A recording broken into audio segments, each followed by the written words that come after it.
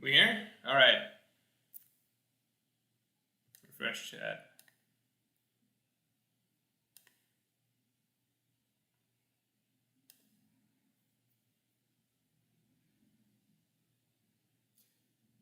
Hey everyone, so why did I say hey everyone? I started it like I was starting a video. I don't know. I don't think I've ever started a stream like that. Usually I start the stream by asking about how audio is. Yeah, he's here. Yeah, Lord has arrived. Louder. Hold on. Alright, bad news is I have not I feel like every time I explain my tech issues to you guys think less of me each time. So the simplest way I can say it is right now, we have Ethernet. Okay, Ethernet here. You guys can see it. We have the good webcam. The piece we're missing is the mic, because at the moment I'm out of USB slots to plug in the mic. So that's why you have the Phantom Greyfire says, cue the I'm actually on time excuse. No, I'm late. I was 10 minutes late. So 14, I guess. Princess Taco says, Morge is not as good as Kid. Koopie Coop says, bring back Morgecast. Koopie Coop, good news for you. I have on my phone a recorded Morgecast. I have on my phone a recorded Morgecast because, as you know, I was in my hometown. I don't know if you guys know. I was in my hometown last week, which means I had time to record a Morgecast, which is obviously good. Because last week's videos, I don't know if you guys noticed, but last week's videos, they were filmed where? Not here. Right? Because I was back in my hometown. So I had room to drive a little bit and basically get a, good Morgecast recorded. Phantom Greyfire says, bring back Water Report. Alright, guys. The Water Report is dead. Is it dead? I don't know. It's definitely... What's the next closest thing to dead? Mortally wounded? I don't know what the next closest thing is. The Water Report, alright, here's the situation, okay? I would do the Water Report. Alright? I would. Ohara's moved over to Japan. Very different time zone. He's become a very big YouTuber, okay? He does not want to talk to me anymore. Okay, that's the okay, I'm joking, don't clip that, alright? The reality, Ohara and I still talk regularly. We talked, literally yesterday we were talking about his new Zoro video and stuff like that. I got to see a preview of his video. Go check out his Zoro video. I got to listen to a preview of his Zoro video beforehand because he was bouncing off some thoughts and stuff. So I actually have gotten back to talking to Ohara regularly. The main thing with the Wano Report is right now, the only time that we could really take out to...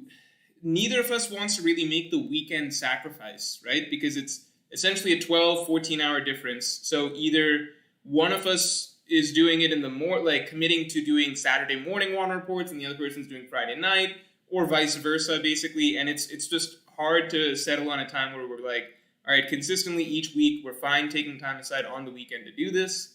At least that's kind of where I'm coming at it from. I'm tired on the weekends, man. I'm happy to talk to Ara and just chat, but then the Water Report is like kind of putting out content, so that's different. So like, can't just shoot the shit as much if you're doing a Water Report. You have to actually talk about One Piece. And I talk about One Piece all week. I'm coming off a chapter review right before. Ohara works on One Piece all week. So it's just a little different. You guys kind of get it? Like, you guys get it?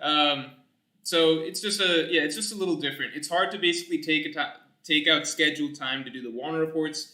We could maybe swing weekdays. That's what I'm thinking of suggesting to him. I'm thinking of suggesting, what if we just did weekdays? Maybe that's just easier.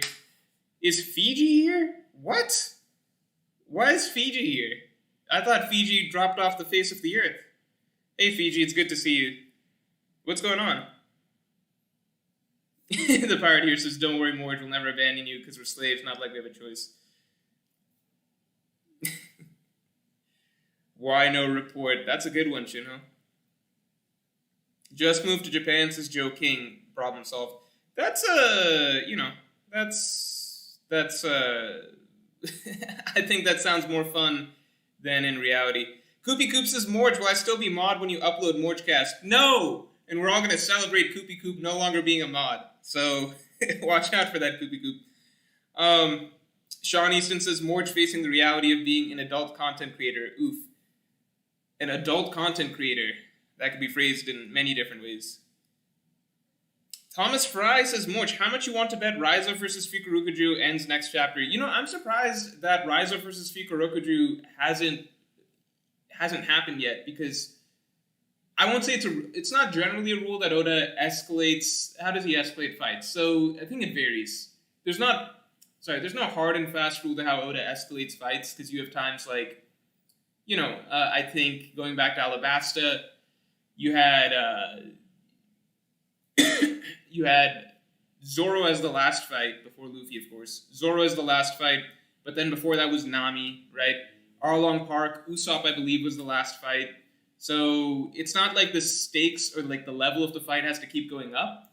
But I do think it'd be really weird if Raizo, like Oda's kind of going up in a bit of crescendo, right? So Tobiropo first, Tobiropo, then Inuarashi, right? Inuarashi, Nekomamushi, Killer, right?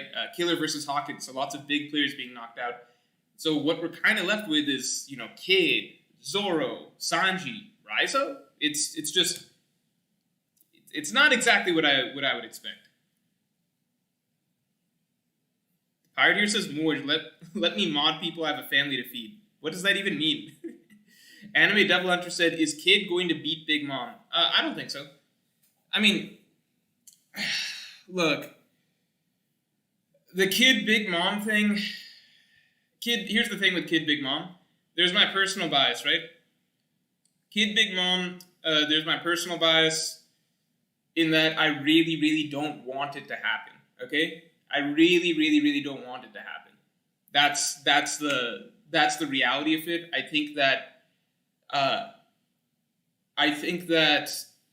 it's borderline like, as like it's taking an opponent, one of the most set up opponents for Luffy in history. Like in all of One Piece, I think there are very few opponents you can say that have more long-standing antagonism and personal animosity towards each other than Luffy and Big Mom. I think that's, like, people forget that is actually had more build-up behind it than Luffy versus Kaido. Luffy versus Big Mom is legitimately a more built-up conflict overall, like a personal vendetta, than Luffy versus Kaido in the course of the story, right?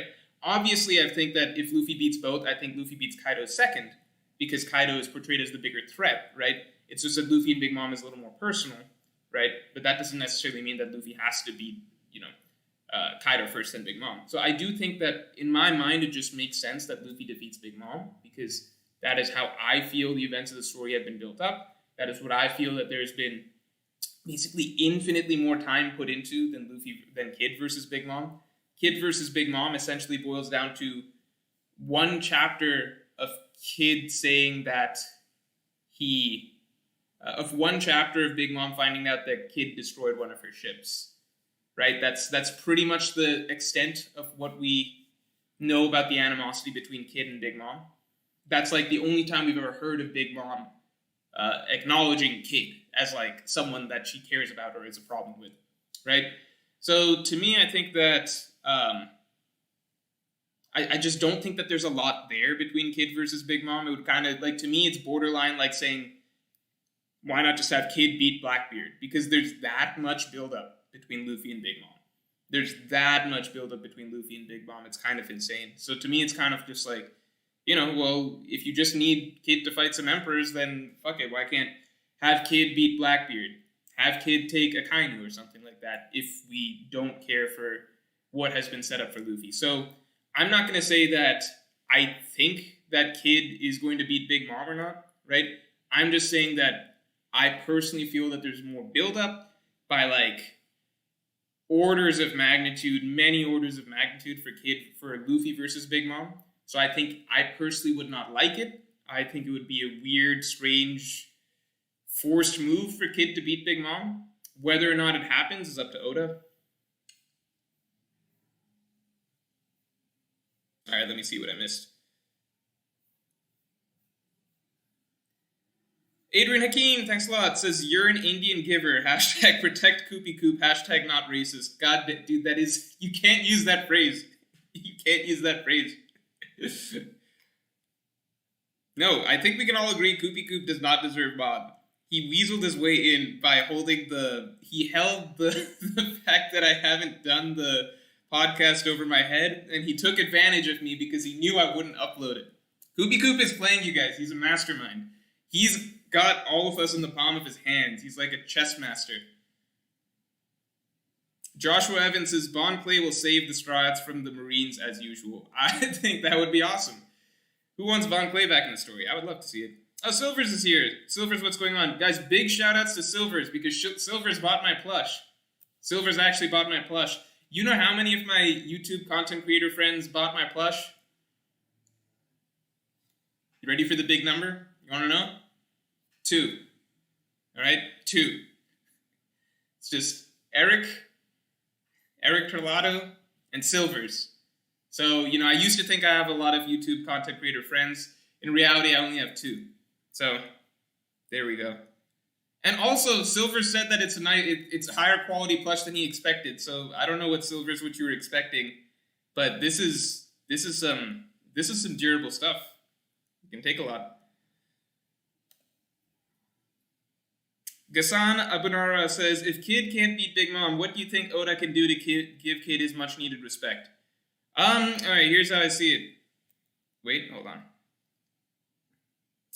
If you want me to spitball and speculate, I literally can't open my mouth these days because we're at a point so late in Onigashima that it's just like, if I say, well, if X is, if they fail here, then everyone groans and rolls their eyes and they're like, well, Morge, the raid isn't going to fail, so blah, blah, blah. And I'm like, no, we haven't even gotten to the end of the act. Like, let's just wait. Here's my honest opinion, okay?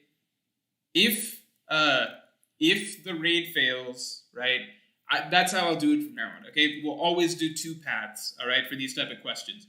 If the raid fails, I think it would be perfectly fine if Luffy and Kid defeated Big Mom together a little bit down the line in part 2, before moving on to the finale. I think Kid should get another shot against Kaido and fall short, whereas Luffy should get another shot against Kaido and win, okay? But I think that Kid should do well in a 1v1 against Kaido.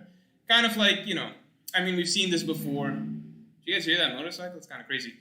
You guys have seen this before, like, the secondary guy gets their shot against the main villain, does very well, impresses everybody, but at the end of the day falls short. I think that Luffy and Kid fighting Big Mom together would be fine, because after this battle with Big Mom, Kid would hypothetically, there's some more build-up there, and then Luffy's build-up against Big Mom has also been established, so then I think the 2 of them together taking down Big Mom as sort of a stepping stone to taking down Kaido, I think that would be good for both of their characters. They both get credit for that win to a degree, and then Luffy is the one who gets the credit for Kaido over Kid at the end of the day, because I don't think that Kid is ever going to one-up Luffy in a sense. Boise Bird, thanks. Morge, is it weird to still say Oda is a good writer when you question he can't even write basic stakes, tension, and the rise/fall of the current arc? Well, Boise Bird, I think you got to look at the whole body of work, right?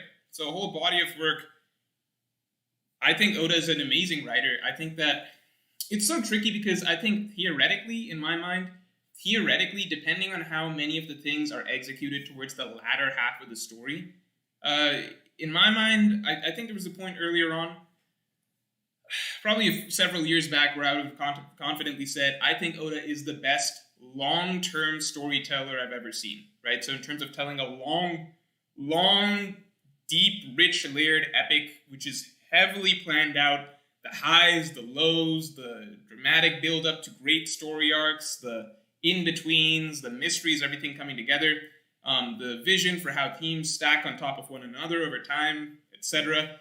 I would have said that I think Oda is the best that I have ever personally seen do it, okay? If someone said, who's the best storyteller you know, I would have said Oda in a heartbeat. I think right now where I'm at is, I think no matter what, doesn't change the amazing job Oda did with everything pre-time skip, even many aspects of post-time skip. I still think Whole Cake Island is an amazing arc, in my opinion. I think Zoe is an amazing arc, in my opinion. Not amazing, but really good for what it was. I think that depending on how Wano goes and things play out from there, it depends. I may no longer view him as, the best storyteller I've seen because, I value a lot on terms of like how you stick the landing, because a lot of things that are built up early on don't mean as much if you don't exactly stick the landing.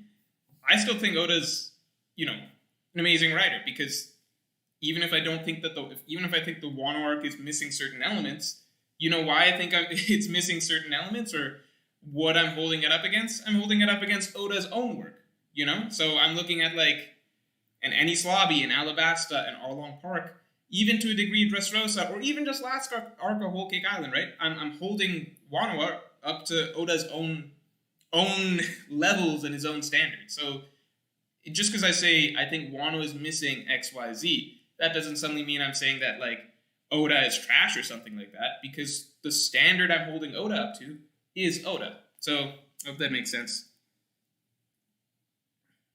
Prototype Virgo says, donate some more, can get another color shirt. Virgo, you have no idea how limited my wardrobe is. It's so, I don't have any clothes. I'll be honest, let me think. Okay, I have t-shirts that are like, I have t-shirts that are so shitty that I couldn't wear them on stream. You know what I mean? Like, they got like holes, they're old, they're like bag, like I just wouldn't wear them. So in terms of general day-to-day wearable stuff, I have like 7. Is that normal? How many are you supposed to have? Then I do have like nicer stuff, but like that's stuff that like I would wear if I'm, going out, something like that, right? Like stuff when you want to look good. You're going out to the club, you're going to a date, stuff like that, right? That's a little different. In terms of casual wear, I don't have like a lot. I need to buy more clothes. But at the same time, I'm extremely like averse to shopping, because I feel like it's such a waste of time, you know what I mean? Hail the Morge plush. Yep. Wait, are we past here? Justin Holland says, fighting Kaido is training for Luffy to beat Big Mom. I brought plushie Marineford video.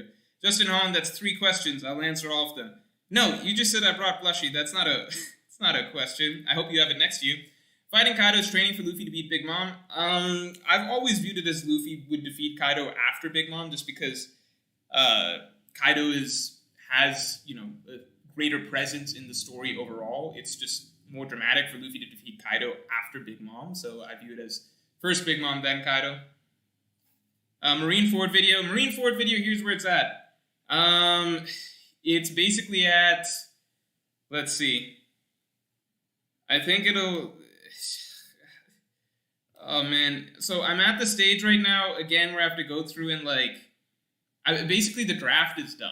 All right, so the draft of it is done, the full draft of it is done. It's a lot of pages. I'm in the painful process of combing it down. I even canceled, I think, last week's stream, or 2 weeks ago's stream, so that I could write Marineford, right? So that I could pare it down. Didn't work. So I'm basically, because, how do I say this without sounding like a bitch? I guess there's no way to really do it. Yeah, it's tiring, okay? Because the Marineford, because like there's so many things that I have to do, and Marineford's the thing that's basically like the looming side project that I keep going back to from time to time. So it's hard to really push myself as hard to finish that when it's the side project. But I know I have to finish it because it's like the plushes have already arrived. So it's like a factual goal that I promised that I have to do, and I want to do it. I'm actually like genuinely happy to be working on a project like that again, because I haven't done an analysis video in a long while. So, and it reminded me how much I love Marineford. So what's a good date for it? I'll have a date for you guys soon. I literally can't tell you a date for it at the moment. I think it should be in the next month, but I've said that before, but it should be. Jack Hatsumismo says, I think Kid may be able to do serious damage on Big Mom by somehow getting her to eat metal and doing damage internally because her skin is too tough. Kid may be able to do serious damage on Big Mom. Oh, that's an interesting idea. Yeah, because that hasn't really been, what do you call? Virgo says, if I buy your plush, my girl will break up with me. She's monitoring my finances. Just give her the plush. She will love it. It's adorable. Actually, it's not. It's pretty ugly. But, you know, she'll like it in like a sort of a joke sort of a way. Yeah, I like the idea of Kid damaging her insides. Jordan Taylor says, thoughts on Kid kills Kaido, aka KKK. I don't know about that. I don't know about that. Because I think that's kind of just like, then Kid's gonna get the credit for it. So we read this whole arc for the world to basically be like, hey, Kid's the new greatest emperor out there, you know, he killed Kaido. Anime Devil Hunter says, do you think we'll ever get a Luffy versus Kid fight? Yes, I do. I do believe that. I think it'll be... I don't know if it's a Raftel type fight or where it happens, maybe Final War, precursor to Final War, but I think it's in a latter stage in the story. The Pirate here says, Mod, you missed the first super chat, lol. Blazing Blue, Scratch Wanda report, it's time for the raid report. That's... Thanks, as always, Pirate Hero. Yeah, I don't know about that. I don't know about that.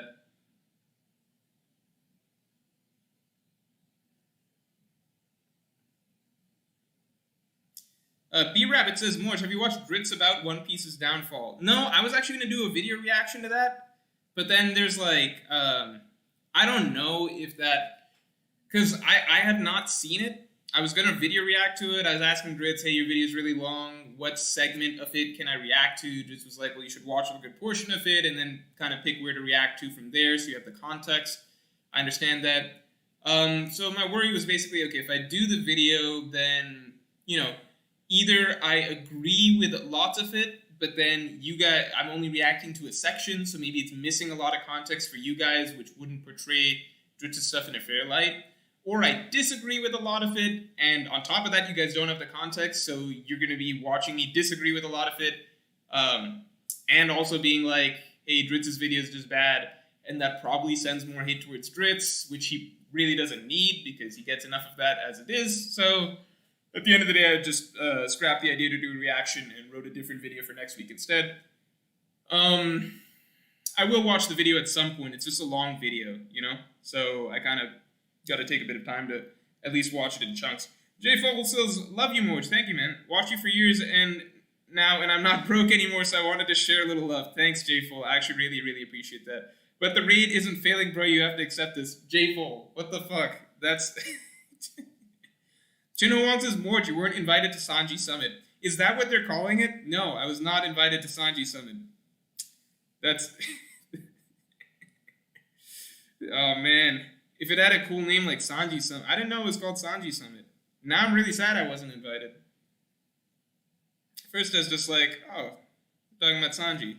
Now I know I wasn't invited to a summit? A summit's so cool. Who doesn't want to be invited to a summit? Hold on, I'm a little behind. All right, let's catch up. Virgo says, Morge's plush looks racially motivated. What the... Well, it's based off of me. What does that mean? Red X, if Luffy loses here, do you think he loses his Haki as well? Like Kaido breaks his spirit and leaves him unable to use Haki anymore. I've thought about that. I think it would be really cool if Luffy lost specifically his Conqueror's Haki. If losing to Kaido made him lose specifically his Conqueror's Haki. I think that would be really, really cool. I think it would be really, really cool. Blaze says, More, do you think Luffy getting beat by Kaido and not killed is too much plot armor for Luffy? No, because Kaido's goal is not to kill... Kaido's goal is pretty much never to kill people. His goal, if he finds you interesting, or like a potentially strong subordinate, he doesn't kill you. He tries to break you and bring you into his fold. So Kaido's just going to be doubly interested in doing that if he beats Luffy here, because he's, you know, seen the silhouettes and stuff. He's like, Luffy could be really strong. I really, really want to break this dude now. Luffy's crewmates, though, on the other hand, I don't know about that. Because we know from the Moria story that Kaido does take some particularly bad resorts, or particularly dark resorts, if, I guess, he wants to break someone in a certain way.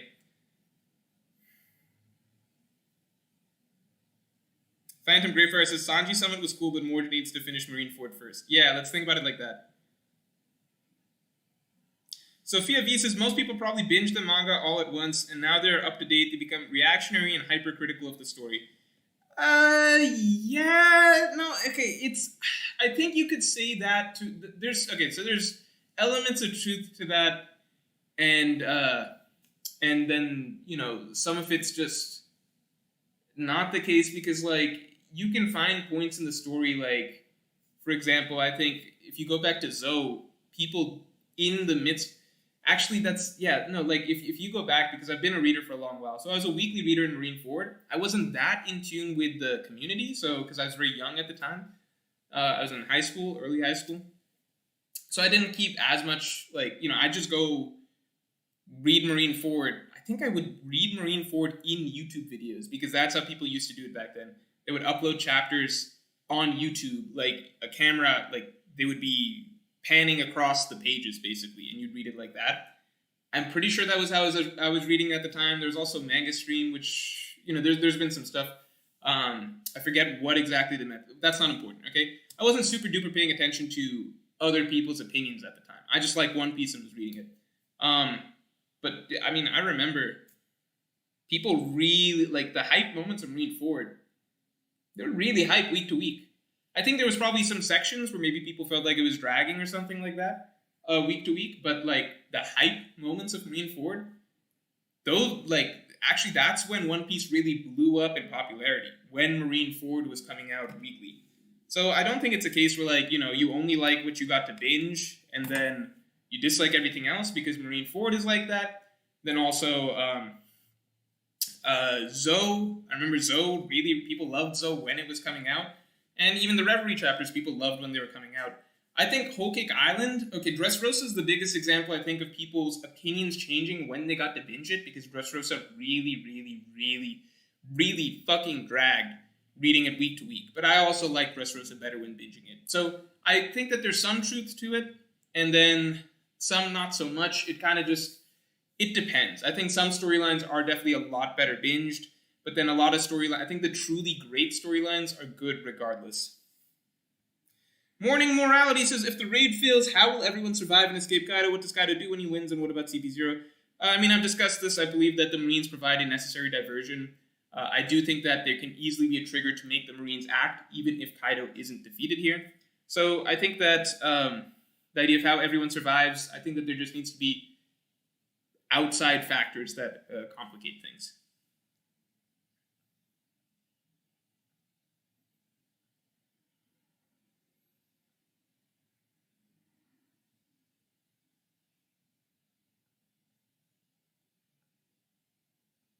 Donate some Morge can do streams and cosplays as Skylights.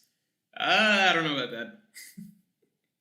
Morge t-shirts win. Go shirtless. Don't know about that. Look, Morge, look at all these donos, says Virgo. Stop wearing hand-me-downs. But then people would stop the donos, Virgo. Then people would be like, look at this guy. He's got 6, 7 shirts? Maybe 8? That's enough. He doesn't need any more money. I should probably actually wear tattered clothes. Just tattered, holes filled, moths and shit like that all over them. David Bolson says, since I just got 106 out of 100 on my calculus test in college, may I become a mod? David, there's no way you got No, you can't get 106 out of 100, all right? That just proves you're not in calculus. Everyone in this chat knows that the highest you can get is 100, all right? Although you probably got, if it's a hard class, they probably curved the shit out of it, giving you 106.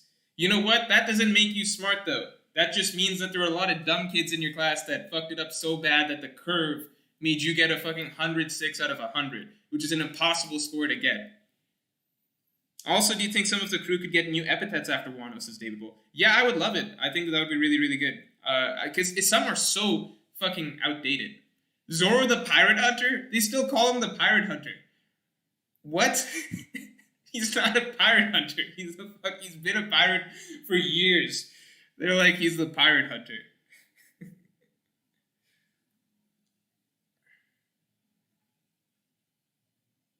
Respectful Temmie says, Morge, are you poor? What the fuck, Respectful Temmie? That's not respectful. How do you ask that? Yusuf K says, hey Morge, I was faced at a party and I met a dude who had an OP tattoo. Turns out we were both super fans of you. Oh, great, that's awesome. Love your vid and streams. I'd be a good mod, BTW. Thanks, Yusuf. I appreciate that. Ren Anave says, you're saying you don't respect us. I don't know how far back this is in chat that's I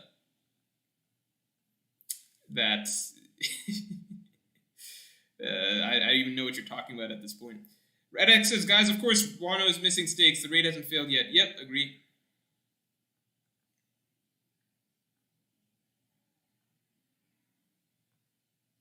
Thomas RJ says, Sanji saves Robin from CP0 because literary symmetry, loses to Queen, raid fails, raid suit symbolic of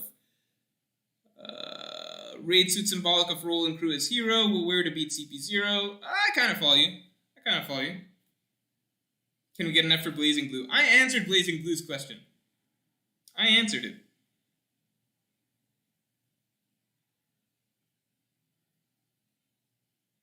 Wait, how far behind am I? The part here says you skipped last week's stream for a draft? No, I didn't say that. I skipped it for the Marineford.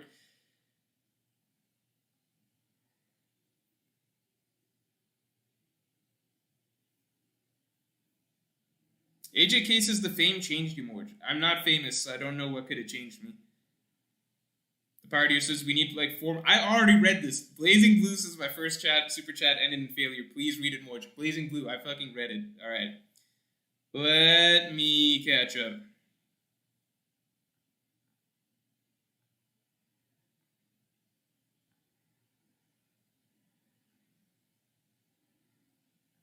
Jameson Hilgendorf says Big Mom is never going down. That's an interesting idea. She has 3 parts of her soul in Hera, Prometheus, and Napoleon. Even if she goes down, she'll be an unkillable wildcard in the final saga. I don't know about that. I think that'd get a little tiresome. I don't know if that changes the idea that it could happen, but I think it would get really tiresome.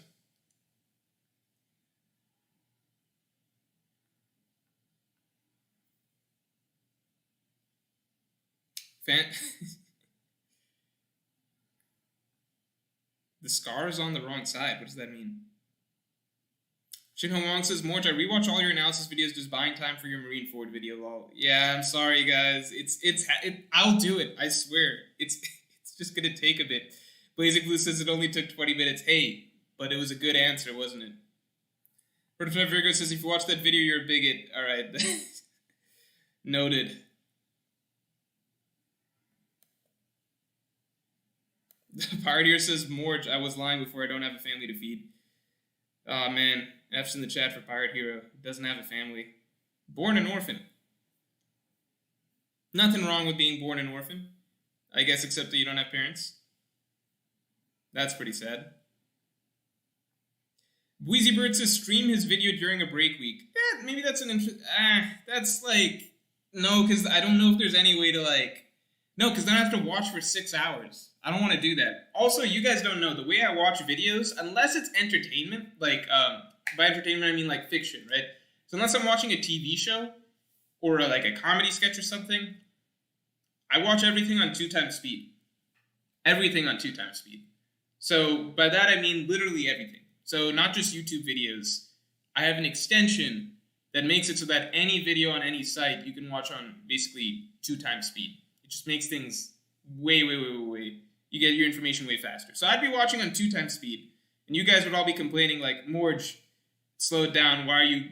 What's going on? Why are you watching it so fast? I'd be like, this is just how I save time. This is how you get efficient with things. Captain Face says, if raid fails, Sanji loses to Queen as he won't put the raid suit on out of fear of losing emotions. Zoro loses to King as the mink crack wears off as Zoro fighting causes the drug to end quicker. Yeah, I mean, those are valid ideas. I like, especially on the Sanji end. I think that would make sense for him. Morning Reality says, raid fails, Zoro gets 1 more hit on Kaido. Raid fails, Zoro gets 1 more hit on Kaido. I think after the raid he would, in my opinion. Anime Devil Hunter says, I feel like Luffy and Katakuri fight had more tension than the Luffy and Kaido fight. Yeah, for sure. Most fights in the series, most final bosses in the series had significantly more tension going into them than, like, Luffy versus Kaido. I think you gotta get down to stuff like Luffy versus Wapol and shit like that, or, like, to kind of get to, like, something that's definitely less stakes than Luffy versus Kaido. Luffy versus freaking Enel had way more stakes going into the final battle than Luffy versus Kaido. Significantly more serious Luffy at those points. Gabe C says, waifu tier list greater than Marineford analysis. I'm saving the waifu tier list. It'll happen at some point, but it'll be, it'll be at, I need to figure out the right thing that I demand from you guys for it. Patrick Malone says, odds of SSG and Wano. Also, perhaps Lucci's awakened form. Yeah, I think SSG and Wano would be great. Perfect way to debut it because they've been hyping it up since the start of Wano, right? So right before Wano started Reverie, that's when they started hyping it up. Then they hyped it again partway through. So between Act 2 and 3 of Wano, they're hyping up the SSG again. Also, perhaps Lucci's awakened form. I want to see Kaido's awakened form. I want to see these Beast Pirates awakened form. Lucci's awakened form, that's cool. Would love to see it. But what about these other guys? Also, when I say the right thing I demand from you guys for the waifu tier list, I mean like a goal. Like, can we get to 200k subs or something like that? Like something like a last push, you know? Angel Reese says, Morge, your power scaling on the Red Force was one of the most entertaining things. Why? Because it's... Why? Because it's like, it was good? It was accurate? I don't even know what people were saying at the time. Stop shaving your Morge beard. I just feel better shaved. I like getting to like an in-between, so I feel like myself with a 1 week long beard is probably the best in-between. But then when it gets too long, it's just messy. Young Dai Lee says, do you think Sabo killed Kuma? No. Would explain the Rev's complete shock, almost like putting down an old frog. No, that's way too dark. I don't think that Sabo would kill Kuma off screen. Shane Wright says, I think Shiryu will take the world's greatest swordsman title from Mihawk, then Zoro's world's greatest battle will be against Shiryu and Rafto. So I actually, like, probably 6 years ago, I think I believed that as well. But over time, I've just started to feel like, no, Zoro versus Mihawk needs to happen. And then I think that Shiryu could take Mihawk's, he could take that from Mihawk. Zoro would take it from Mihawk first, then Shiryu defeats Mihawk, maybe, or something like that, in a Blackbeard versus Red-Haired Pirates sort of scenario with Mihawk somehow involved as well. I believe that Mihawk would ally with the Red-Haired Pirates, not join their crew, but ally with the Red-Haired Pirates over time. And I could see Shiryu taking down Mihawk after Zoro's already taken down Mihawk. But maybe that's too many L's in the series for Zoro, so I'm not sure. Yeah, more just too many mods is Jinho Wong. Most I've seen in stream. Yeah, because I had a fucking shitty system where, like, anybody who... my system for modding was so bad. Because back in the day, I would just mod anyone. Like, I'd be like, hey, what was the name of that character in Skypiea? First person to answer, it gives me... they get mod. And then someone would answer, I'd give them mod.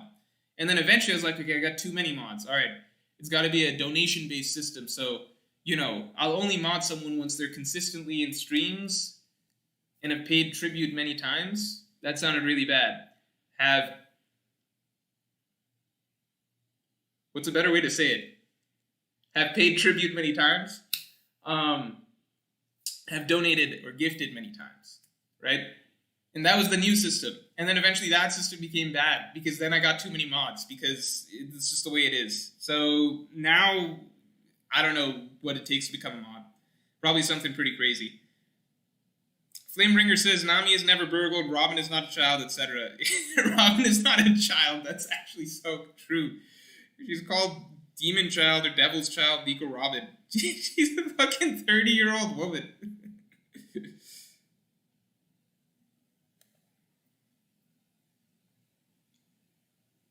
Prototype Virgo says, pay tribute? Oh, nah, flag the channel.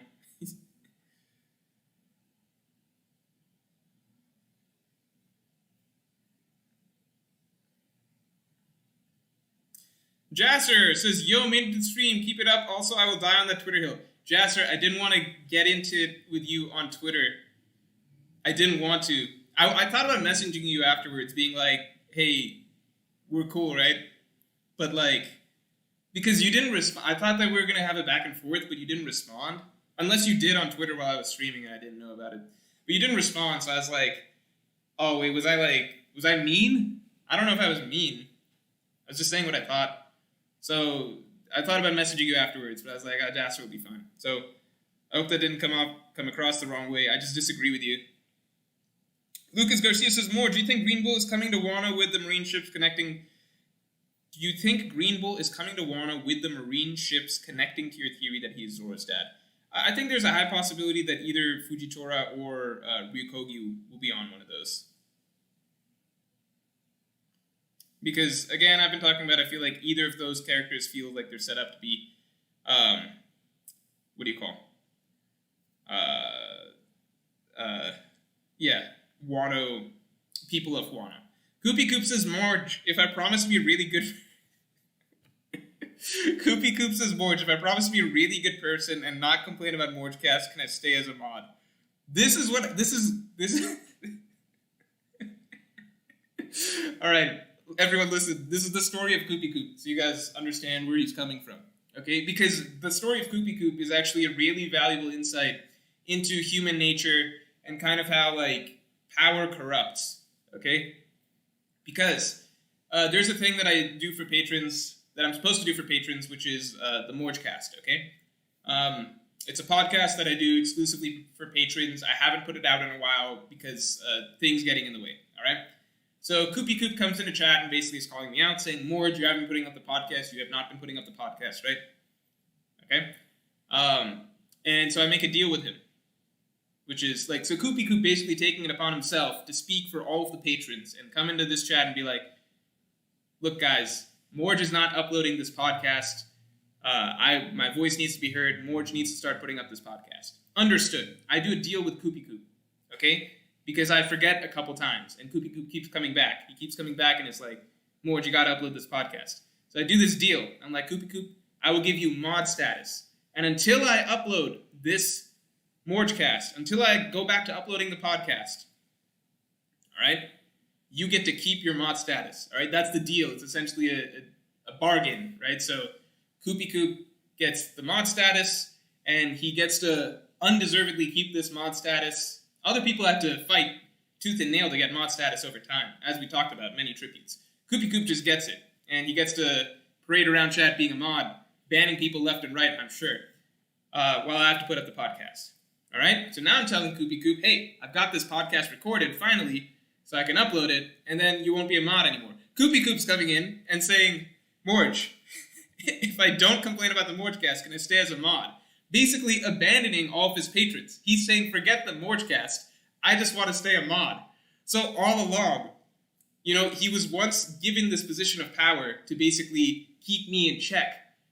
But now that I'm going to deliver on my end of the bargain, he's saying, no, no, no. I want to keep this position of power. You keep the Morgecast. Forget about the Morgecast. It's not about the Morgecast anymore. I want to be a mod. All right, Koopie Coop. I see the way you work. And I respect it. You can stay a mod.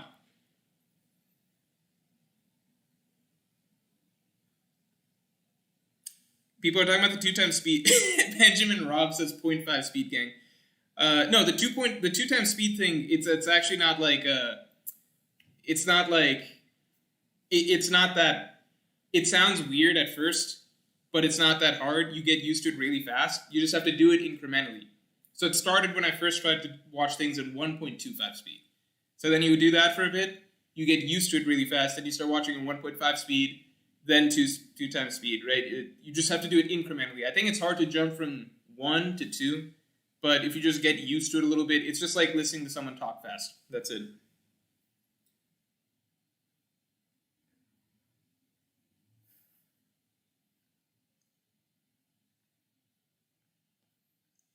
Conqueror D. Haki says, Sanji is scared of being like his bros, but was extremely emotive this chapter. Once he realizes this, he'll know even his body is like theirs and uses 66 tech. He'll never really be like that. Yeah, the whole Sanji situation is just complicated. I think that there's different ways Oda can approach it. I hope it's just not like a very straightforward way. Like, I hope it's not like Sanji just turns around and is like, you know what? I still have my emotions. I'm good to go. I hope that there is some more introspection involved, because Oda really spent a long time in Whole Cake Island stressing how important and special it is that Sanji does not have this exoskeleton body. Dom says, starting Morge's new t-shirt fund. Also, do you think we'll see Soge King again when the Sprites inevitably go to Sniper Island?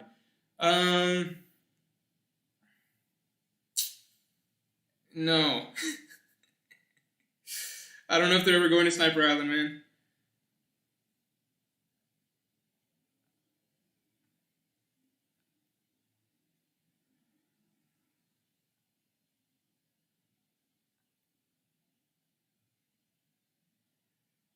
Michael says there's no way that bookshelf isn't backwards. That's not true.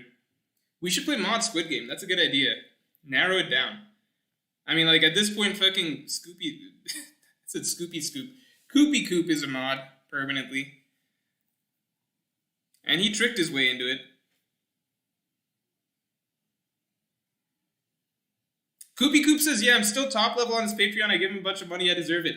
No, Koopie Coop, because the way the Patreon works, you guys don't get charged unless I upload an analysis video. So you get it for free every month. That's the other thing about Patreon. The way I have it set up is a terrible setup where no one gets charged unless... Hold on, I gotta pull up the super chats page because there's too many to catch up on at the moment.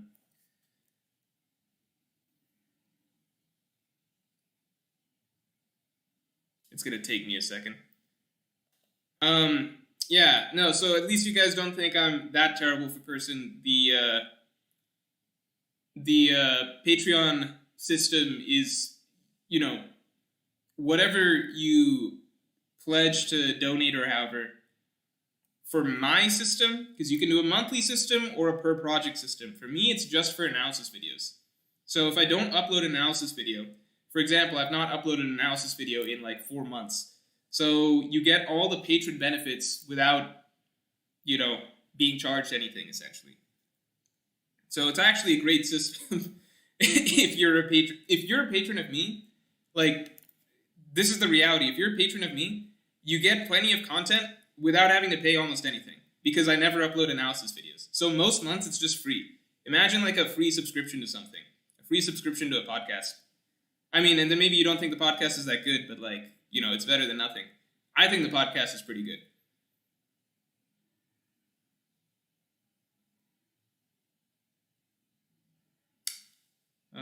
Where we at? Okay, Vaporblade says, hey, Morge, I believe Shiryu's sword will eat Josu's fruit. Yeah, so, I mean, I think that that's the interesting part of... I'm confused why Shiryu has invisibility. Because if he is Zoro's final opponent, I just never thought that makes a lot of sense for him. But, you know, Oda's got something in mind. And then I believe that Shiryu's sword can eat a devil fruit. So as soon as Shiryu showed invisibility, I was never like, okay, that's the thing he's locked into. Because Shiryu can, you know, his sword, he's a weapons user, so his sword can eat whatever, right? For all we know, he could pick up two sword style, but I don't think that's going to be the case. Morning Morality says, I think you missed my super chat on Raid Fail. Let's take a look. I'm sorry about that, Morning Morality. Let me scroll down. Oh, Raid Fail, Zoro gets one more hit on Kaido. No, I answered that. You just gotta wait a little bit because it's delayed. Sorry about that. Adrian Hakeem says, it's Green Bull. Every arc where the Marines chase out the Straw Hats, it's always a new Marine character, Smoker, Hina, Garp, Tsuru, Fujitora. I agree. I just feel like Fujitora could have its roots in Wano, so I think Fujitora could be the guy as well. John Ross says I think if it's one, I would agree that it's Ryukogyu, Green Bull. If it's multiple, then it could be somebody else. So somebody else with him, such as a Fujitora. John Ross says beans, that is all. That's funny. Jenna Wong says, Morge, how can you sell your plushies when you shave your beard? So many people have like a problem with me when I shave my beard. Leave me alone. Leave me alone. I'm allowed to shave my beard if I want to, okay? I grow it back. That's the best part about it. It grows back. So don't worry. I promise you it will eventually be there again. And then I'll get rid of it again. All right? It's just the way it goes. Adrian Hakeem says, mod tier list, C tier and below gets dropped. I'm confident in my chances. Marmar says, those shelves are really empty. Are you going to fill them with plushies? You guys don't even know. There's like a whole background redesign that I need to do in my mind. It's all in my head, all right? It just has to happen. So at the moment, I'm like, the bookshelf is fucking backwards, according to some people. So there's some things that need to change.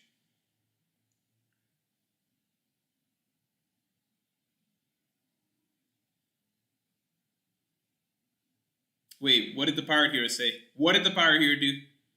What did the pirate hero do? I'm seeing some stuff. I need to find him. What did he do? Pirate hero says, Morge, I watch porn at 2 times speed, but still finish a quarter way through. Where can I get some of your Noro powers displayed in your slow stream starts? Man. I would put porn in one of those things that you don't watch at 2 times speed. And the Noro powers displayed in my slow stream starts, okay, those are vastly overrated by most of you. The reality is the streams work perfectly fine at one-time speed, and they always have. And anyone telling you otherwise or pulling up clips or links to past examples, those are all doctored. I don't want to hear about them.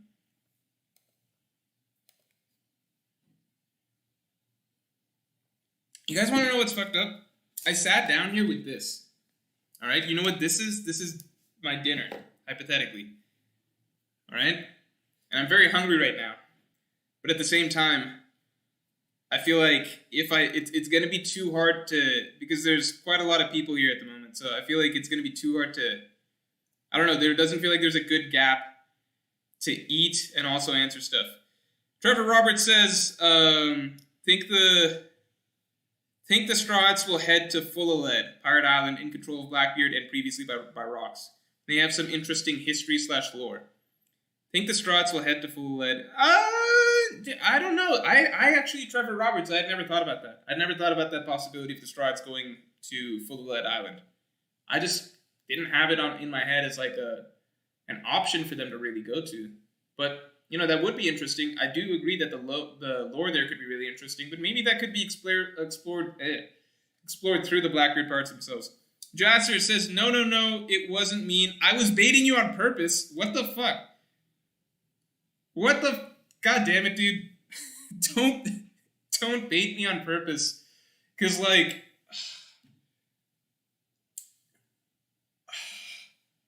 I hate getting, okay, like you say, I would have loved to discuss it more openly, but Twitter limit is depressing. Dude, like, Twitter, I hate arguments on Twitter because everything has to be in such small little chunks.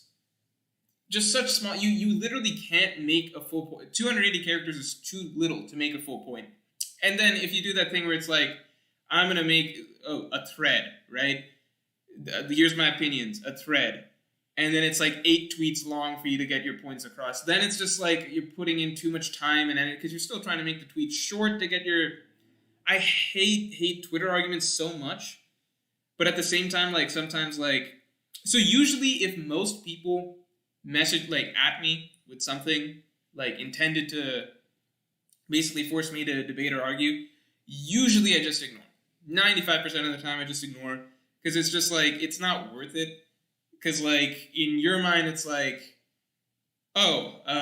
here's an excellent point to attack Morge with. In my mind, it's like, this is like the 50th person in the last 2 days, like, tweeting at me with some shit that, like, I have a response to. I could say some stuff, but, like, it's just not worth the back and forth.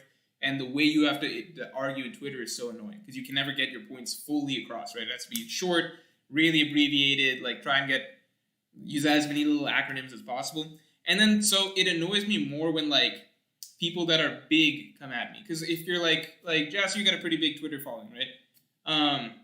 So if someone's big, and then they're tweeting some stuff, and I feel like it's directed at me, or even, like, I think earlier today even, Grand Line Review tweeting me something about the latest chapter and stuff like that. If you're big, it just annoys me more, because it's like, look, at least, like, well, now I can't really ignore it, because now my name's coming up, essentially, right? And, like, people are going to reference me, or like, then it becomes a bigger deal. So I'm like, okay, I have to say something, and I have to respond on Twitter, which I hate responding on. So I just don't like it. So, yeah, that's pretty much all I got to say. It was a successful bait, Jasser. I did not enjoy it. Sean Easton says, Sanji needs to use discipline. And then I felt bad afterwards, because I was like, well, was I mean to Jasser? I don't know. Sean Easton says, Sanji needs to use discipline to regulate his body and emotions, turning his Diablo John base from a fire to a jet engine. Are you a fan of My Hero? Are you thinking of Bakugo? Also, I would clap all mods in a Squid Game no diff. Sean Easton is smart. He does know his tech. I have no idea anything else about him, but that is, you know, maybe that comes into play somewhere. Captain Face says, Sanji losing to Queen for not using the raid suit would make him feel guilty as he failed. Sanji losing to Queen for not using the raid suit would make him feel guilty as he failed the crew. In the final battle, Sanji with the raid suit would hold in his pride and call Germa 66 for the sake of his friends. Sanji, Germa versus Big Mom. Shit. Yeah, I mean, the dilemma Sanji's currently facing, there's a lot of ways Oda can run it. It does feel similar, right, to, like, Sanji and Khalifa. But there, Oda didn't really want Sanji to have to learn a lesson, right? Sanji was like, even at the expense of potentially, my crewmates getting hurt, I am not going to hit a woman, right? Even if she could potentially move on from me and go attack other crewmates of mine, I'm not going to fight her here. And there, Sanji wasn't really punished for it. So here, maybe we get the opposite, where Sanji doesn't put on the raid suit, but then ultimately he realizes he should have, and that's a character change. So, I'd be good with that. Joey Jojo says, OP film stream when? Yeah, so the two things I owe you guys, and I'm not forgetting, keep bringing this up, is Film Z stream, wherein we will probably possibly do a mod tier list, because it'll be fun in that case. Film Z stream, and obviously the Marineford analysis. Film Z stream, I keep bumping that one, huh? Because I don't really want to do that one. Marineford analysis, at least I want to do, it's just work. Film Z I never wanted to do. But I did like the opening of Film Z when we tried it that one time. So, I don't know. Maybe this weekend, but if we're honest, probably something like next weekend. But I do have to get it out of the way. Marcus makes stuff. Hey Mojo, I'm a big fan. I wanted to know your thoughts on Naruto. I recently did a reread and that shit was good. Alright, here's my thoughts on Naruto. Thoughts on Naruto, basically... Alright, first I'll acknowledge my bias, which is that as a One Piece fan who was into the series at a time when Naruto was much more mainstream... Naruto was never mainstream in America, I suppose, but at the very least, kids in my school, there were kids that, knew Naruto. And I didn't really read it. So, for me, I'm, hyping up One Piece. One Piece is my favorite series. I don't really mention that much at school to friends or anything like that ever. I think most of my closest friends, even growing up, many of my closest friends, even growing up, did not know that I was into an anime manga. Because that just wasn't socially that acceptable at that time, right? So, Naruto, among the few kids that were into this stuff, they like Naruto, right? So I bring up One Piece and then they'll trash One Piece and be like, Naruto's better. I'm like, fuck, I don't even know that much about Naruto. I can't really fight back. So, Naruto, there's a long running, I didn't like it that much. I didn't grow up with it. I will say that when I watched part one, I mainly watched part one and I read most of the second half of it, right? Part one, really, really, really good. Really, really, really, really, really, really, really strong emotional points throughout it. I think that, for me, Naruto, I think highlight moments I still remember is Naruto summoning the giant toad against Gaara. I don't even remember the toad's name at this point. Naruto summoning the giant toad. I don't know. I think everything about the Chunin exam arc, that really put into perspective for me why so many people love Naruto. Because, the emotional highs I felt throughout that arc, certainly as good as anything I felt throughout One Piece. I really, really, really, I guess, how do I say this? I think I love Naruto a lot at a certain point, right? And I really enjoyed it. It did not hold my attention that long. Then when I was reading this, I got back into reading it around the Pain arc, and then I read the Pain arc, and that kind of reboosted my interest in the series. And then from there, it sort of trickled off as it wasn't a hate. I think a lot of people went from I love Naruto to this series sucks. For me, it was don't really like this series because I've heard so much stuff. Okay, tried it. I actually really liked it. Then just some stuff happened, kind of got back into it later. Okay, this arc's really good. Maybe I could really become a Naruto fan. Okay, losing interest. Okay, out of it. So I think basically, I didn't love the way the series ended. Why did I talk about Naruto for so long? I guess because I don't really talk about it that much. I didn't love the way the series ended. I did not enjoy most of everything after the Pain arc. I didn't particularly care for. But there are moments and ideas that I thought were cool. And I think that the highs of the series, as I remember them, were just as high as anything I've read in One Piece, I think. Not for me personally, but for me at the time. I don't know how to explain it. Adrian Hokeen says, what if Shiryu and his sword both have devil fruit abilities? Yeah, that's what I'm thinking. It'll make the fight between him and Zoro way more interesting. He could cheese Mihawk that way. Yeah, if Shiryu versus Mihawk is more of Mihawk tries to fight like a straight up sword duel, but Shiryu, he's got his invisibility, some special tricks and stuff, and he kind of beats Mihawk dirty. I think that would be cool, and it kind of preserves Mihawk's status as like, oh, if this was straight up, then Mihawk would win, but Shiryu, the fighting the way he did, managed to get the win. And then Zoro is able to overcome those tactics regardless, because Zoro often has to face dirty tactics from people like, he wants to just have a normal sword duel, and then people like Kabaji, Mr. One, even right now with King, they don't fight as fair as Zoro would like, you know? So I think that that's a good idea, and I always like the idea of Shiryu having a couple of fruits, so both the fruit he eats and the sword that he has. Reason being, because I like the idea that Blackbeard has 3 fruits, but it would be cool if his number 2 guy also has 2 fruits, right? Because it kind of just keeps that idea of, I don't know, Zoro's opponent also having like a bit of a special twist to him or something like that. You know what I mean? So, yeah, I like the idea that Blackbeard, he's very dangerous at the end with 3 fruits, but like people still looking at Shiryu like, well, damn, this guy's got 2 fruits. That's pretty nuts as well.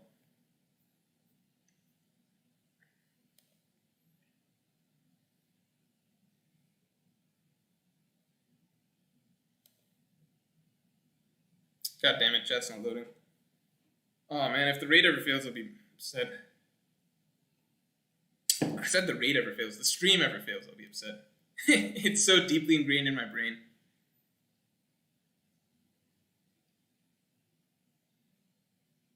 Yeah, a lot of people are probably going to shit on Naruto in the chat now. I don't want to push that. Gamabunta says Spawn Prep. Yeah, that's his name. Yeah, a lot of people were Naruto first, then Dragon Ball Z. Do people really, like, what's crazy is that Naruto was my first, what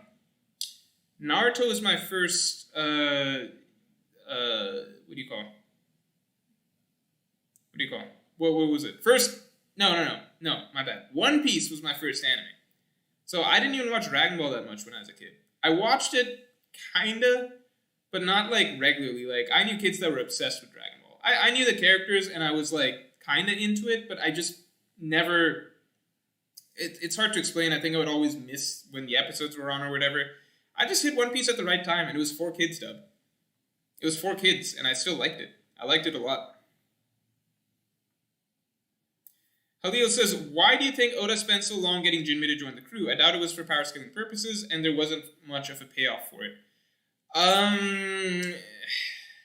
I think it's just like a bit of so you could say, so Fishman Island, right? That's the first arc Jinbe joins, right?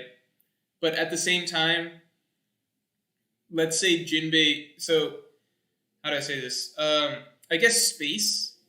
I think power scaling is arguably a bit of a reason because, okay, how do I say this? So when they come into the New World, when they first go to Punk Hazard, at that point in time, you don't really know how strong Luffy actually is. You don't know about Gear 4th or anything. The only guy he's fought so far is Horty. You don't know how strong Zoro is. We don't really have a frame of reference for a lot of these characters.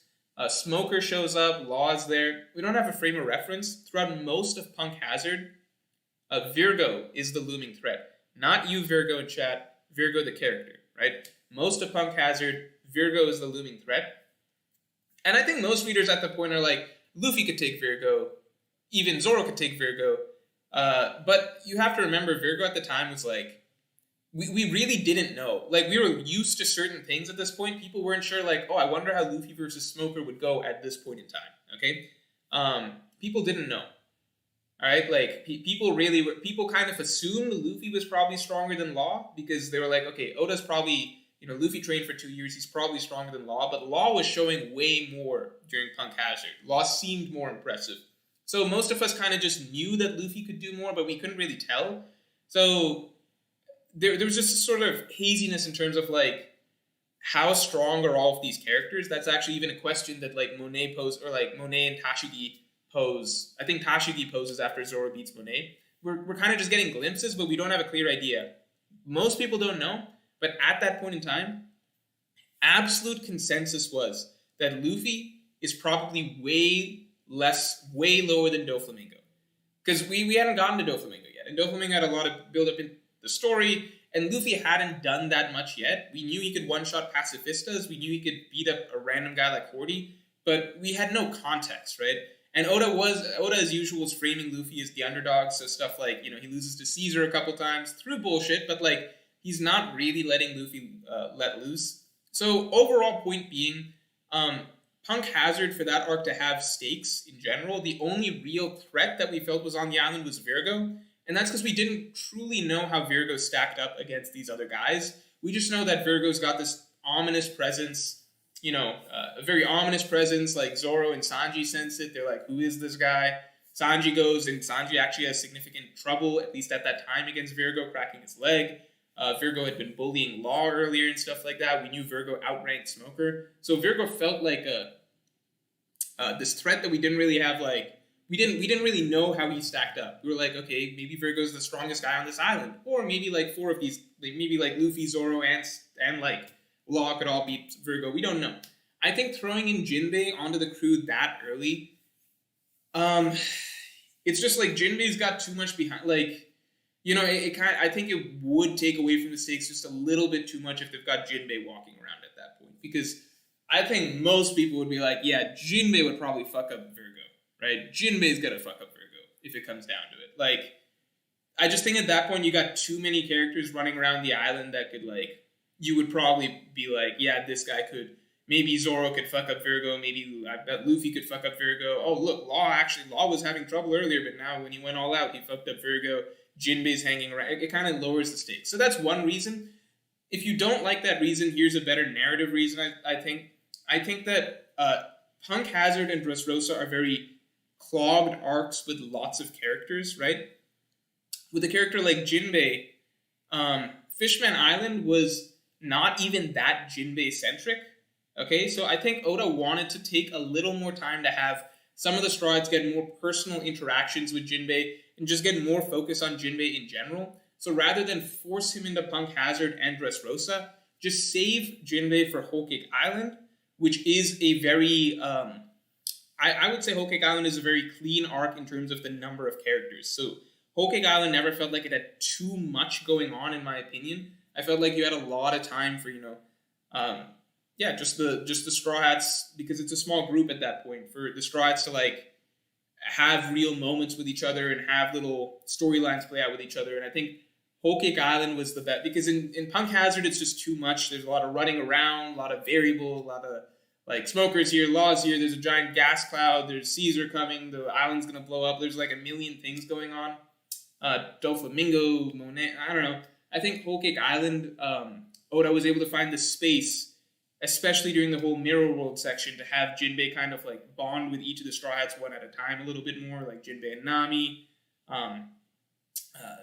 Carrot Chopper, etc. There was just more time with Jinbe and everybody else.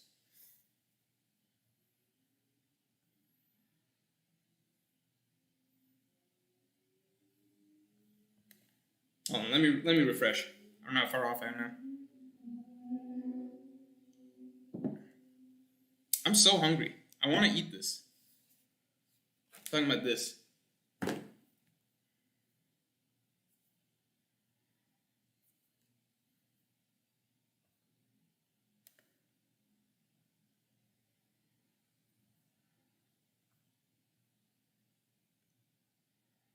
Gabe W says, we've got armament coding and Conqueror's coding with different visual effects. How about observation coding, no damage, only perception effects?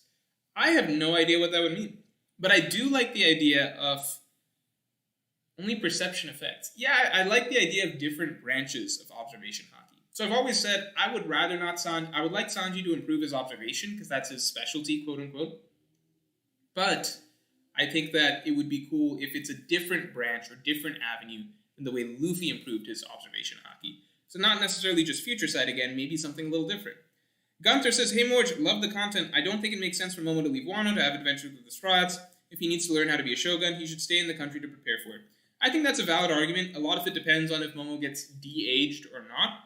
Again, I think a character that could do this is Jewelry Bonnie. That's what her ability is made to do. But I also think, so if Momo is de-aged, then I believe it makes sense for him to travel with the crew. Because Momo is not like Odin. Momo actually would benefit a lot from getting the life experience traveling outside of Wano, in my opinion. I think. If Momo stays the same age, then I think he's there, he's ready, he should be Shogun right now. So a lot of it depends on that. Goku Kakarot says, thoughts on Bleach? It's my favorite. People don't know this about me. At one point, Bleach and One Piece, neck and neck. I did not know which one I liked better. This was when I was in middle school, okay? Well, Bleach and One Piece, neck and neck for me. I liked One Piece first. I caught up to One Piece first, and then Bleach was the second anime that I really got into. And I was like, this is the nuts. This is awesome. And it's good in it. You know, Bleach presents some darker aspects than One Piece, so it's kind of edgier when you're a middle school kid.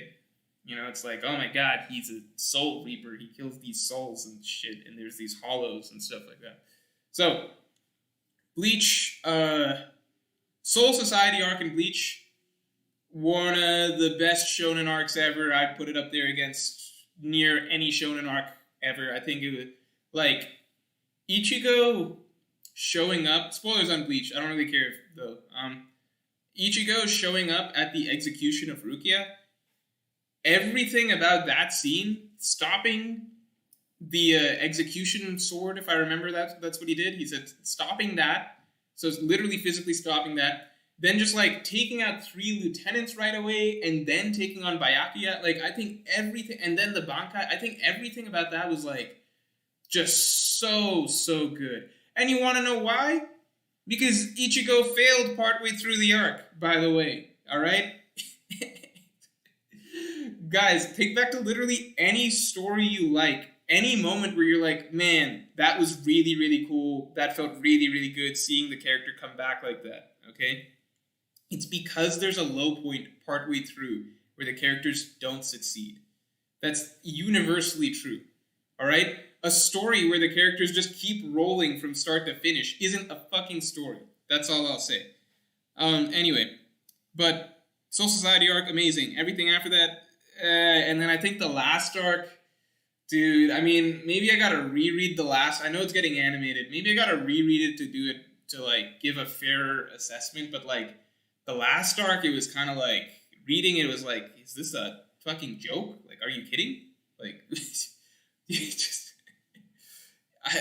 the okay. Maybe it's not fair. Okay, keep in mind I haven't read Bleach in a bit. Here's my memory of it. All right, so don't come after me, but this is my memory of it. I remember the last arc essentially being something like villain pulls out a very convoluted specific ability that does something very specific, okay? So it's like, there's a lot of, it's hard to explain. Like, it's a very specific ability where it's like, it does this, and then like the protagonist, the good guy basically busts out, well, you don't realize I've trained and I've developed an ability that is also very specific and it counters your ability specifically. It's hard to explain, but it's basically like, I don't know.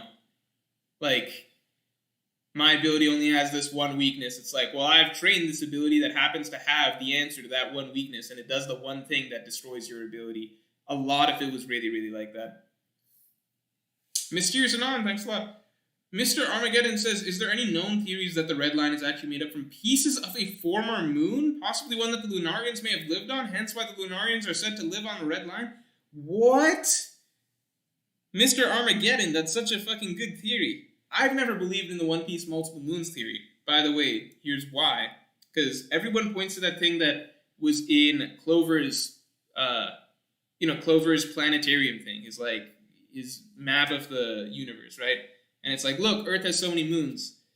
But I'm pretty sure in the time period, I think, I might be wrong, I think in the era that One Piece kind of draws upon, it was just, believed that all the solar system revolved around the Earth, so all the planets revolved around the Earth. I might be wrong on that. I don't know when scientifically people caught on to like, oh wait, Earth, all the planets revolve around the sun. Okay, but I'm just saying that like, it's possible that Oda just drew that scene to show that, oh, in this period of time, people don't know that everything revolves around the sun. You know what I mean? Like, in this period of time, maybe, like, those other things that are being shown, those are just some other planets and stuff, and one of those is the moon. I don't know. Jordan Taylor says, thoughts on Blackbeard having Fenrir fruit since he helped start Ragnarok in 8 Tier's hand, similar to Shanks' Scar, who has one hand. I don't know. I don't know if that's getting, like, a little too specific in terms of, like, the types of mythical zone he has, but I could see the argument. I know enough about Norse mythology to kind of get the gist of what you're saying, but I just don't know if that's getting too niche in terms of the types of things. I think that everything he's done so far in terms of mythical zones have been a little more recognizable, at least to Japanese readers. Muhammad says, do you think if Nami didn't forgive Jinbe will make his character more interesting going forward in the story? I think it would be bad for Nami's character if she didn't, because I think that Nami should understand, essentially. No, actually, that's not true, because what happened was pretty fucked. I think that... Okay, you're 100% right that if Nami did not forgive Jinbe, then it would be much more interesting for Jinbe as a character. But at the same time, I don't think that's the point of his character. Like, I think he is meant... Like, I don't think he's supposed to, like, play out an arc where he's atoning for what the fishmen did. Jinbe essentially, like, he's come down from a history of oppressed people, essentially, and he's trying to essentially bridge that gap. I don't think it would be good if, Oda keeps him in the story, but keeps him under the sort of burden of having to atone for what his people did, because Oda's trying to push it the other way to, like, humans should be understanding of what the fishmen have been through. Right, so I think that works a little bit better at this point rather than the story. Like, Nami forgave Hachi, for example, and I think that was important. Isaiah Davis says, Sanji using an emotionless Diablo Janbe will give him ice powers saying corny cooking puns. Revenge is a dish best served cold. Him acting similar to Nightmare Luffy, cold and emotionless. I don't know if we're ever going to see emotionless Sanji, but that would be interesting. That's actually a really funny concept that you just painted a picture of in my head. The Pirate here says, TBH, I really dislike the power gatekeep of Advanced Conquerors Haki. If I was in One Piece, I'd be a conqueror who beat other conquerors without using conquerors myself. Lol. Yeah, that's funny. I mean, I don't think we're at a point where we can say definitely that, like, oh, if you don't have Advanced Conquerors, you can't beat characters that have Advanced Conquerors. For example, like, just because Yamato has this, does that mean that she beats, admirals that don't have it? Like, I don't think she would beat Kizaru, for example. I don't think she would beat Fujitora, for example. Maybe I'm underestimating her, but I don't think that that's the case. So I get what you're saying, but as far as we know, Garp is someone who was considered tippy top tier with just armament Haki. So I get what you're saying. I kind of like that there's Advanced Conquerors Haki and it's such a big deal. I think it would be cool if it was maybe even like a little bit rarer. I think it would be cool if like just Roger, Shanks, Luffy, White, I don't even know White, like, I think it would make sense if like just, okay, so out of a lot of the characters that we know of, right? I think it would have been cool if just like Roger and Shanks had it. Maybe one or two other characters here or there, kind of because in my mind it justifies why they're at the level that they're considered to be at. Because, Shanks has Advanced Conquerors Haki, but then if all the other Yonko do as well, and plus they've got these broke-ass devil fruits where Shanks doesn't, and Shanks has one arm, then that's kind of crazy. I think it would made a little bit more sense to me if, like, Kaido and Big Mom, they're obviously Conquerors Haki users, but Shanks is the only one, even though he doesn't have a devil fruit like them, he has Advanced Conquerors Haki, which kind of evens the playing field. But looks like they all have Advanced Conquerors Haki, which isn't bad. I think, then there's varying degrees. I'm sure maybe Shanks just has the best in that category. Or maybe I'm overrating Shanks. I don't know. I personally think that Shanks is just as strong as Kaido, or at least comparable or something like that. Yeah, would be at least comparable. So maybe it balances out by some characters having better Advanced Conquerors than others. And I don't think you have to have it to be one of those, to be like the strongest. Again, as far as we know, Garp doesn't have it.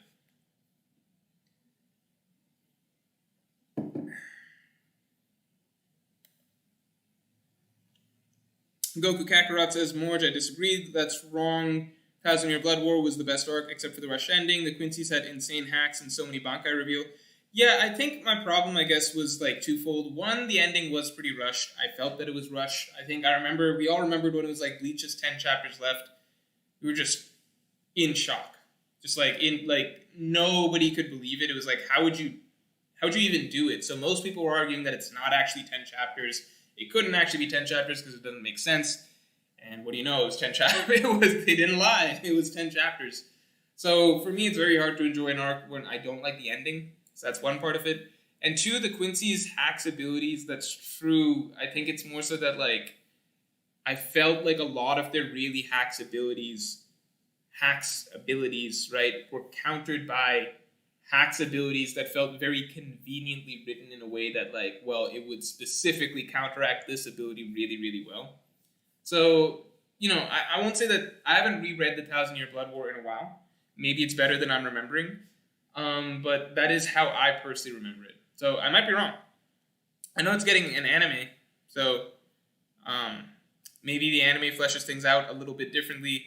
Maybe I see things in a different light if I rewatch some episodes in the anime.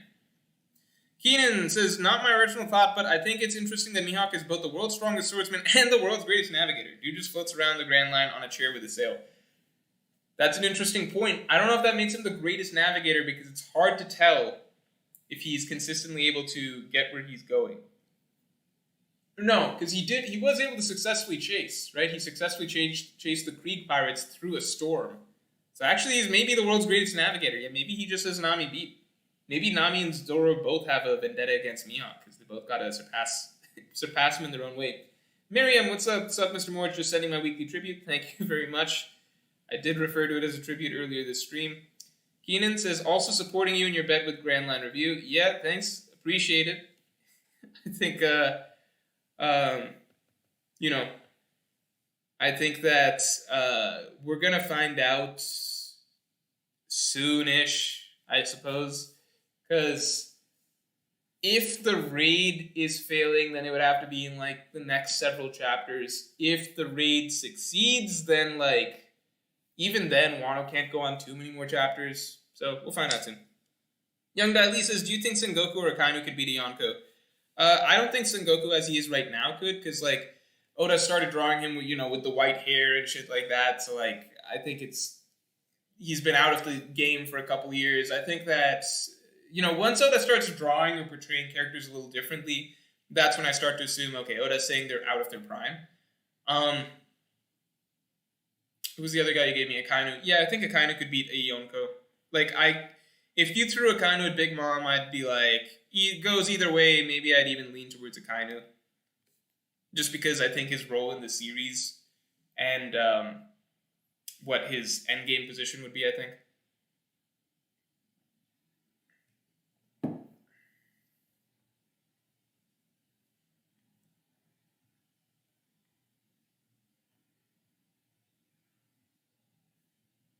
Juan Villa says, message was retracted. John Ross says, I buy into the Shanks uses Conqueror's Haki to enhance his observation and basically slow down time perceptually. The next thing after Katakuri. Then we're getting into JoJo's abilities. Fun fact, I've been on a JoJo's kick recently. So I've been rewatching a lot of parts of JoJo's. Just felt in the mood. It's a very, the series is so episodic, it's great because you can just I think I've rewatched all, everything that's on Netflix I've rewatched that I feel like rewatching any fights. So the next step I think is going back through part 5, season 4, part 5. That had the best fights, but you got to go to a site called Verve, not conveniently on Netflix. Anyway, as for the Shanks Conqueror's Haki time thing, I don't know, man. I think that, there's a lot of possibilities for what Shanks could be capable of with Conqueror's Haki, but once you get into messing with time and stuff like that, you're going into a whole different realm of abilities. I think Oda's already pushing the envelope with the time fruit even existing. So, I don't know if Oda would go with that, but I'd say it's a maybe. Keenan says, the Pirate Hero is the type of mod I want to be when my PC gets here. Dude has them all pasted. Wait, what pasted? What's the Pirate Hero pasting? What's he pasting? Is he pasting super chats I've missed? I haven't missed any. Let's see.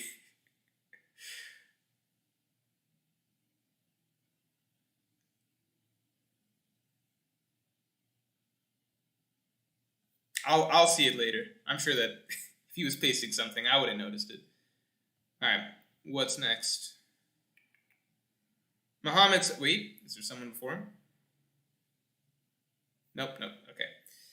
Muhammad says, because I really think Jinbe is so boring as a character, and if his goal was to make Nami forgive him, was make his character better. Do you agree? I agree. I think Jinbe is boring as a character, and I kind of just had to get used to him. I think that might be the... I think making Nami forgive him might be uh, I see where you're coming from. I don't think if that's necessarily the ideal route, because it would just mess with, like, Nami forgave Hachi, why wouldn't she forgive Jinbe? Especially because what Jinbe did was inadvertent, so he didn't realize, I think, as much the harm that would be caused from Arlong being released, right? So I think Jinbe's end, it was inadvertent. I think that at the same, also, like, just the way that, I think after everything the Fishmen did for so long, I think that it's kind of needed in the story to start portraying a lot of Fishmen in a more positive light. So Jinbe is kind of the champion of that. So I think that I understand why Oda has to portray Jinbe as somewhat spotless, because if you write an arc where, like, Jinbe's trying to get Nami to forgive him, and we as the reader can empathize with Jinbe, and then Nami's not forgiving him, then we as the reader start to dislike Nami. I don't think Oda would do that. And at the same time, it goes against a little bit the idea that Jinbe is supposed to represent, someone who genuinely wants understanding between fishmen and humans, and he has not himself done anything that is, like, fundamentally wrong. He's seen the wisdom of different activists for change, and he's kind of carrying a lot of that weight with him. So I don't think he needs, like, another burden in the sense that he needs to be proving himself that he's a good fishman, right? I don't think he should have to be proving himself to Nami that, like, I'm a good fishman. I think he did, right, essentially by telling her the story, and Nami, being the character she is, understood and forgave that. And I think that's all in character. So I do agree that the idea that Jinbe could ideally have been made more interesting in some way. So I think that I like that I like the idea that if there was something more like an arc for Jinbe to be growing through, that would be good. I don't know if I necessarily agree that's the arc I would side with. Does that make sense? C. Miller says, thoughts on Mihawk Advanced Observation Haki? Yeah, I think it'd be cool if that's kind of Mihawk's specialty, Because I think we kind of expect, Zoro's big swordsmanship battle to be like, big clashes of, like, armament, maybe even conquers Haki or whatever if Mihawk has that. But I think it'd be cool if Mihawk, a bit of a twist on it, he really is, like, high-end skill. He has this next-level observation Haki. Just fits with the sort of Hawkeye, very perceptive type character. And that would be a cool clash with Zoro's style. As what was even mentioned in Thriller Bark against Raima, Zoro and Raima are both, like, destruction type swordsmen, I suppose, and swordsmen haven't really been classified that much in One Piece, but that's an interesting concept that, like, that's how those two would be classified, as, like, very destructively powerful swordsmen. So I think it would be a cool contrast if Mihawk's specialty is a little bit, a little bit different. Miriam asks, what stand would you want, Mr. Morge? I would pick the world. I'm not going to lie, I would just pick the world. The world is great. There are stands that are stronger than the world that I won't spoil. There are stands that are stronger than the world, like in straight combat, if you wanted to win. But I think convenience-wise, like just what the world lets you actually do is so amazing. It's amazing. It's especially, as Dio implied, if he could have kept training it, what it would have allowed him to do, right? Extending the limit on it, right? I would have trained the shit out of that. That's all I would be doing all day. I wouldn't be making One Piece videos. I'd be like, I'm training this shit to last 10 hours.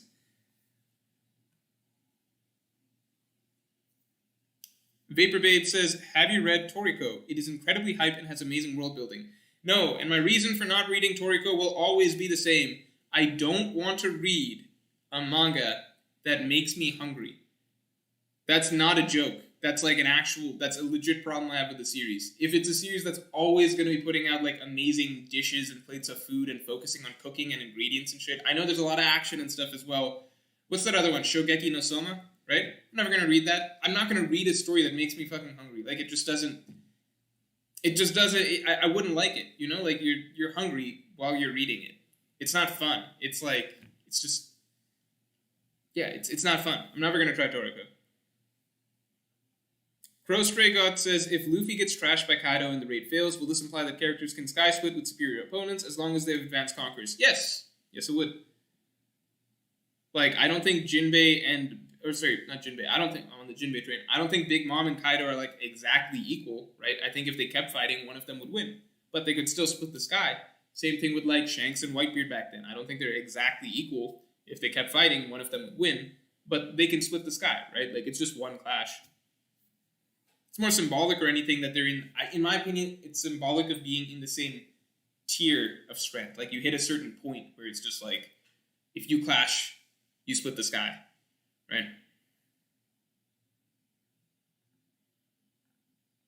And again, not all Advanced Conquerors Haki users are even at that level where you would split the sky if you clashed, because, you know, Luffy and Kaido didn't split the sky initially, right? It was only after Luffy got thrown off the roof and came back that he was now splitting the sky with Kaido, right? So initially, when Luffy unlocks his Advanced Conquerors Haki, he's not splitting the sky with Kaido. Same thing with Yamato, they don't split the sky. Shin Ho Wong says, I'm not sure Morge watches or reads Yu Yu Hakusho. I really liked Yu Yu Hakusho for most of it. And I read it when I was younger, so like youngish high school. I didn't like the ending. And that really, guys, for me, the ending really, really fucks a lot of series up for me. So I genuinely have trouble enjoying series or like even revisiting them if the thought of how they end really bothers me. I felt like Yu Yu Hakusho, and I've seen people defend the ending. For me, it's not. It's just a very it's not a satisfying ending. It feels, I don't know. It feels like a lot of ideas got killed half grown, or like a lot of things didn't pan out to anything. You know, you guys know what I mean, right? Like, I've never seen a series build up to a giant tournament and then off-screen the tournament and then just leave it, essentially. So that was... there's nothing I can say about it. People who still like it will like it. I won't even say it's bad because I really liked it overall. I'm just sad that I don't even understand what happened at the ending. And I don't even feel like revisiting it now that I'm older because the memory of the ending, I'm just like, but we'll get to that tournament and then the tournament won't happen and then I'll be sad again. Zora says, hi, what do you think about Red Wedding in Game of Thrones? I still don't get the point of it killing all the build-up. No, Red Wedding in Game of Thrones was a great idea. Let me answer Red X real quick because this is shorter. Morge, which would you rather have, Advanced Armament or Advanced Observation? In the real world, Advanced Observation is better. In the real world. If you're in like actual combat regularly, you want Advanced Armament. Actually, you wouldn't want Advanced Armament because, like, here, I always put it in the context of the real world. And, Zora, I'll get back to you in a second. I put it in the context of the real world if I'd want this power. If you had Advanced Armament, you can only really use it to, like, you can use it to win fights, right? But how often are you getting into fights every day? Okay? So flip side, let's say you want to get into, like competitive fighting or sports or something, right? Well, then in that case, you're cheating. Like, very quickly, people will start to realize that, like, hey, something's off with this guy. Like, his punch literally sends you through a wall or something like that, right? So if you're using armament Haki, people will catch on that something is, like, physically wrong with you. And then you'll just get sent to a lab and get tested and stuff, and you get your whole life is fucked, okay? Advanced Observation is something you can have that fits seamlessly and beautifully into your day-to-day life. Everything just becomes easier, right? You can see a bit of the future. Your whole life becomes so much more fluid and easier, and you know it's just so much more it has so much more actual utility in the day-to-day that you would live your life. Same with like Advanced Conquerors Haki. Like, amazing if I was in the One Piece universe. In real life, there has pretty much never been a point where I was like, man, I wish I could like knock out everyone in this room with like an explosion of my spirit. What the fuck do I get out of that? That's so weird. And like, you know, even if you have Advanced Conquerors, like, you're not going to be declaring war on some country. You just get like shot and murdered. Like, you can't really use your powers, like offensive powers, that much in the real world. So in real world context, I always default to what has more convenience and utility in real life. So as for the Red Wedding in Game of Thrones, I thought it was a great idea because here's a good way to frame it. And I saw this, some person on the Game of Thrones subreddit commented this, and I don't know where they got it from or whatever, but like they framed it very, very neatly, and it made so much sense. Okay, so think about it like this. The way Game of Thrones did it, right, is very often, and I fully respect the series for doing it like this, for George R.R. Martin for doing it like this, because it's a unique mentality to have, even if the series did not panned out poorly by the end, and even if George R.R. Martin himself might never finish the story, he had a really unique idea towards the beginning that I think a lot of series don't do. I don't think there's another series that does it like this. So, generally, right, in most series, works of fiction, fantasy, or whatever, you have your cast of main characters. You have your cast of main characters, and you want to have some deaths throughout the series. So usually who you're going to kill off? You're going to kill off mentor figures, parental figures, older figures, so that your younger main cast can be fine. Okay? So imagine One Piece, Straw Hats. You could say Quina died, obviously, but then also like Bellamere, Heroic, Olvia, Saul, everybody, right? I don't have to go down the list, but like you have your main cast of characters, right? And then you have the peripheral characters that you can kill off. Now, what George R.R. Martin wanted to do was not make clear who his main cast was from the start. So what he wanted to do, it's not as though the characters that he killed off at the Red Wedding were, at the end of the day, the main characters for his story. What he chose to do instead was start the story focusing on treating it as though all the characters can essentially be equated to main characters, and actually focusing more on what would, in the long run, be peripheral characters. So, the older generation of Ned Stark, right? Ned Stark, Robert Baratheon, etc. Characters that are actually going to be killed off very rapidly. Catelyn Stark, etc.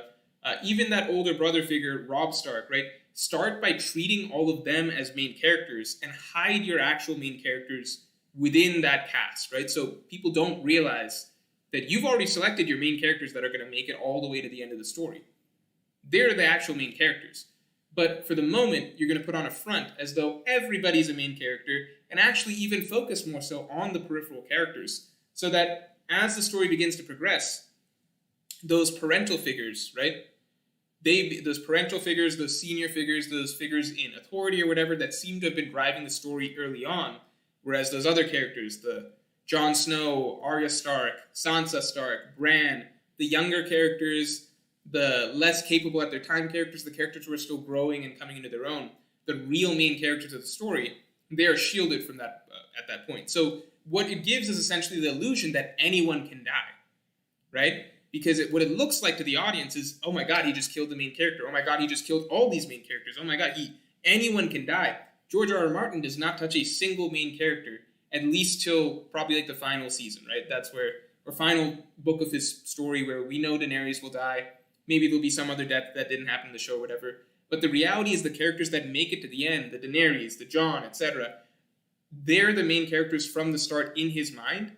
The other characters are a trick, an illusion, right? So Khal Drogo, Ned Stark, Robb Baratheon, Catelyn Stark, Robb Stark. I'm spoiling Game of Thrones for all of you, but don't watch that show. It turns out absolute shit, okay? I thought that's a really, really smart way to do it. You just start essentially one generation up. The characters that you would have killed or would have been killed for backstories or whatever anyway, the kid characters who, they wouldn't have had their parents, the king and queen would have died. Do all that, but not as backstories or like extensions of the main character. Do all that, but treat that as the main story, and then gradually cut out the fat over time to get to that core of your main characters. So you create the sense that anyone can die, but in actuality, you're just whittling down to your main core, and that's the core that's going to carry you through to the end of the series. So you create that drama, that sense of unpredictability. You make the viewer feel the power of all of these deaths so much more, because we're not viewing these characters as like, Jon Snow's adopted father, Sansa's mother, Jon Snow's brother, etc. We're viewing them as individual characters, which makes us that much more attached to them than if we viewed them as like, oh, the main character's dad. Oh no, the main character's dad died. You get what I'm saying? It's so much stronger if you frame it as, these are all the main characters we're chopping away, and turns out that these guys were the main characters, and you should have from the beginning realized that Robb Stark, he's actually just, the ace, let's say, to Jon Snow, right? Anyway, so as bad as Game of Thrones turned out, I think conceptually, I think you can't give enough credit to the approach that George R. R. Martin had, because it's just such a fundamentally different way to do it. How How the fuck do you want me to say it? It's George R. R. Martin. That's how I say it, alright? Don't listen to the way I'm saying the name. Listen to all of the other stuff I expounded on.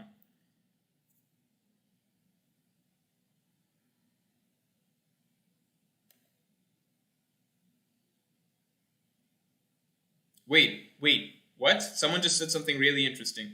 Who said this thing about the time skip bounties? Someone said something really interesting. Someone said it and I scrolled by. I want to find it back. Who said it? Someone mentioned a really cool pattern.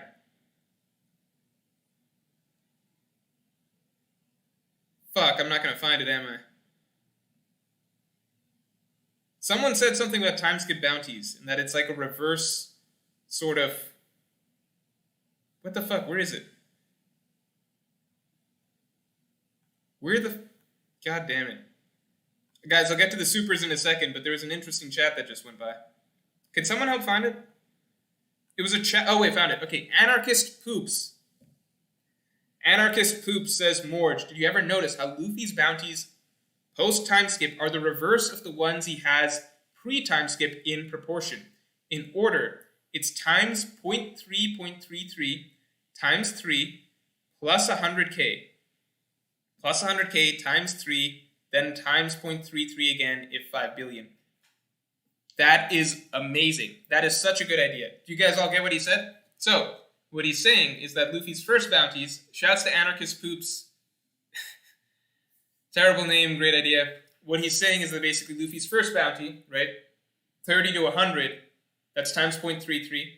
Then next bounty, 100 to 300, that's times 3. Then final boost is just plus 100, okay? Now, post-time skip, we're going in reverse order. So plus 100, then times 3, so 1.5. So plus 100 from 400 to 500, then times 3, so from 500 to 1.5, then times 3.33 for... Yeah, that makes so much sense. 4 or 5 billion. Anarchist Poops, you're my hero for the day. That actually really helps me feel a lot better about the idea that Luffy's final bounty is going to be 5 billion at the end of this arc. Amazing stuff. Let me catch up on the other supers. I want to catch up on my dinner. I have not touched this. I think soon, probably like 8, I don't know. I'm going to start eating on stream. You guys can get ASMR. I know you guys like the ASMR, which makes me not want to do it, because I feel like I'm giving you guys some sort of weird joy out of watching me eat, which really bothers me, but I'm also hungry. Young Dai Lee says, do you believe in the rule of numbers, and if so, a Strahd will get Kuma's fruit, and who do you think would get it if so? I mean, so there's different things I've heard. So Strahd could get Kuma's fruit.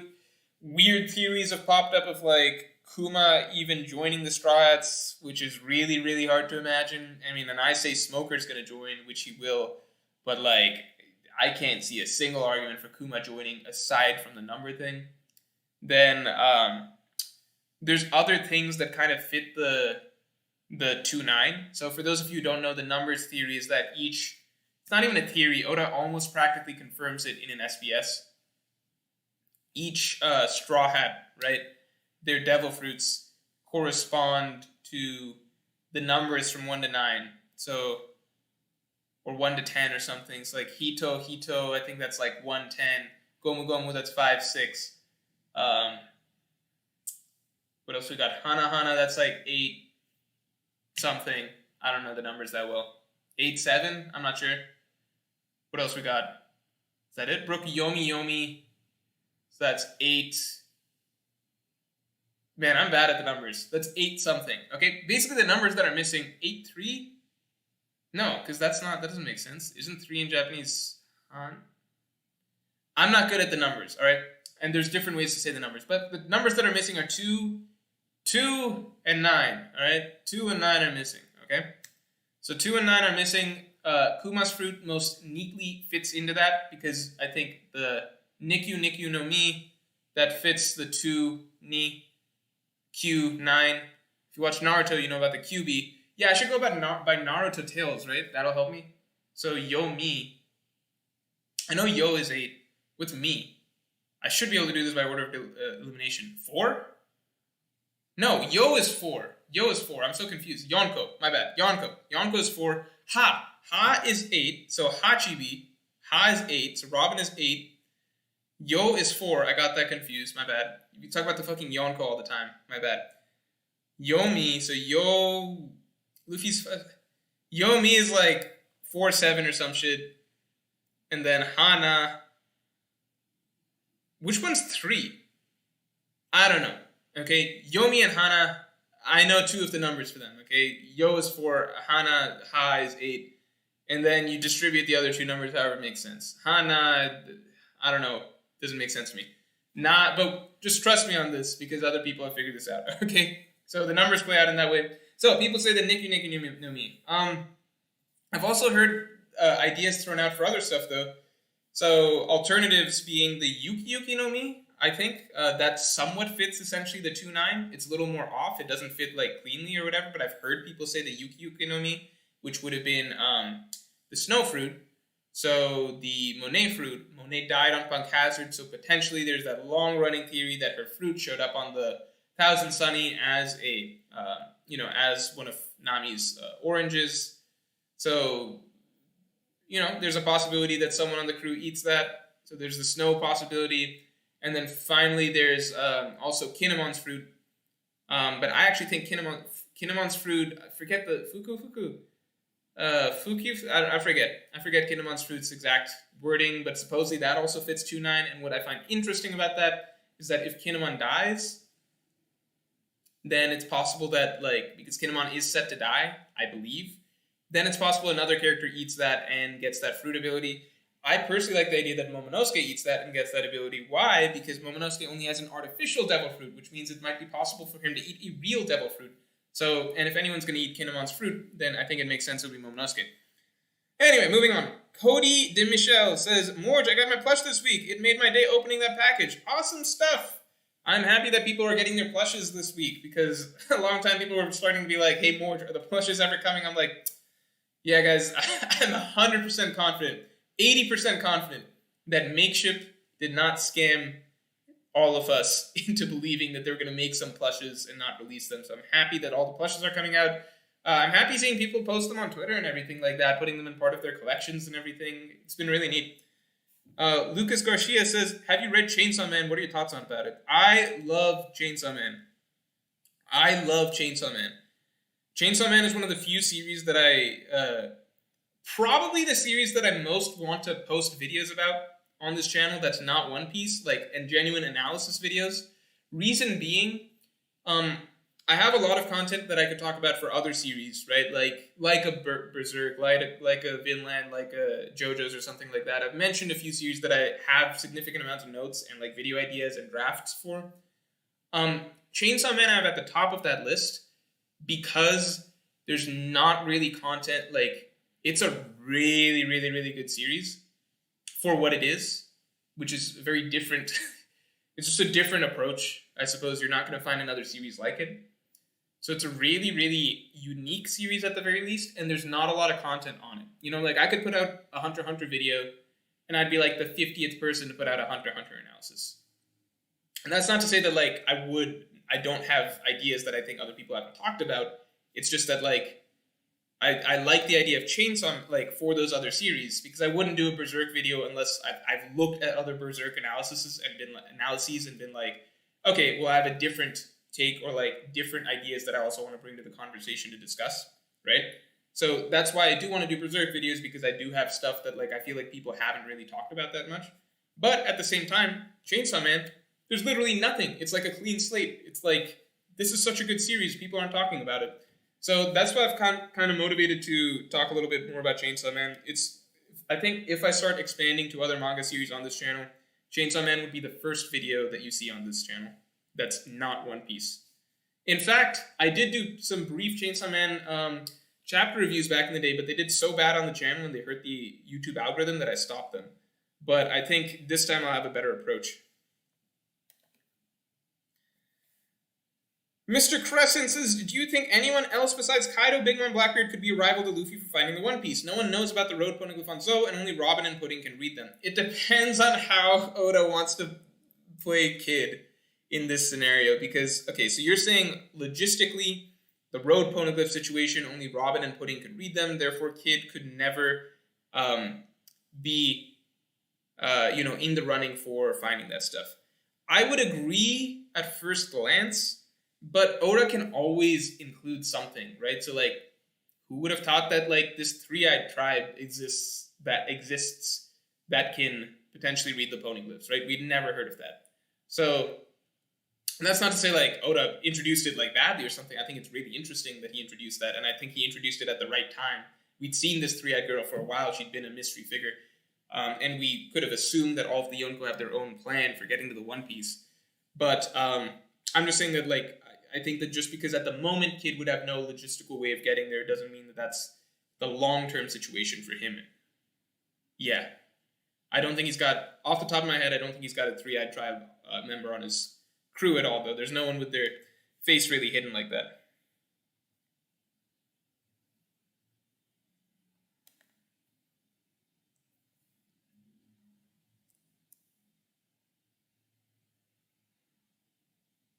Jose Laria says, no one in this world is doing anything to you if you have Rio, lol. You would have to literally have Rio around your whole body, right? You would have to have Rio around your whole body. Otherwise, like, bullets can get to you. So let's say you've got that. And then on top of that, like, advanced observation Haki, you can also avoid pretty much all damage, like Katakuri does. You can avoid all damage, and you're inconspicuous. So that's the advantage. Advanced armament Haki, if, like, worst case scenario, someone shoots a bullet at you and it just bounces off of you, people are going to be like, what the fuck? What's up with this guy? He's impervious to bullets. Like, you just get in trouble. You're too blatantly superhuman if you have advanced armament, and it's only good for fighting people, right? It's literally only good for fighting people and breaking things, which you just don't have that much use for unless you want to be competitive, right? Like a fighter, like boxing and stuff like that. And even in that case, then you stand out too much and people realize something's wrong with you, so they take you to a lab and you get fucked, right? Observation Haki, million uses, everyday life. Getting to see a little bit ahead of the future, it already covers most of what, like, if you want to win a fight in advanced observation, you can. And you could probably do it way more inconspicuously than advanced armament. You're just like, you just seem a step ahead of the opponent, but no one's going to take you to a lab and be like, what's up? They're just going to be like, oh, he's a really fucking skilled boxer. He can kind of read the opponent really well. So even just in terms of straight combat, they're pretty close in terms of their utility. And then for everything else in life, advanced observation, just being able to see a bit of the future is so much better. So much better. Isaiah Davis says, Burgess wears a mask. He could be a three-eyed tribe killer as well. Yeah, I actually am on board the train that Burgess has a third eye. I'm actually on board that train because I think that I don't know if the Blackbeard pirates are ever going to, like, capture Robin, and I do think that it's just such an easy slip in by Oda to have Burgess be a three-eyed tribe member and have Blackbeard just have a built-in way of being able to compete for the One Piece.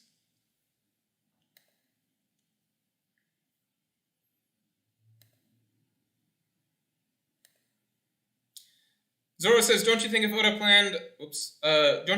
planned raid fail, he wouldn't have spent time setting up 1v1 for each character? That's content. Thanks a lot. Makes me love the series even more. Thanks a lot, Zoro. No, my thought on it is essentially that, like, so no matter what, if Oda's goal, in my mind, if Oda's goal is to make the reader believe that they're going to win here, then I would imagine, like, to me it just makes sense that Oda would go through the motions of doing the usual sort of setup leading to Luffy winning the big fight, which is why we believe that Luffy will win the fight against Kaido, because other Strats have had their 1v1s, right?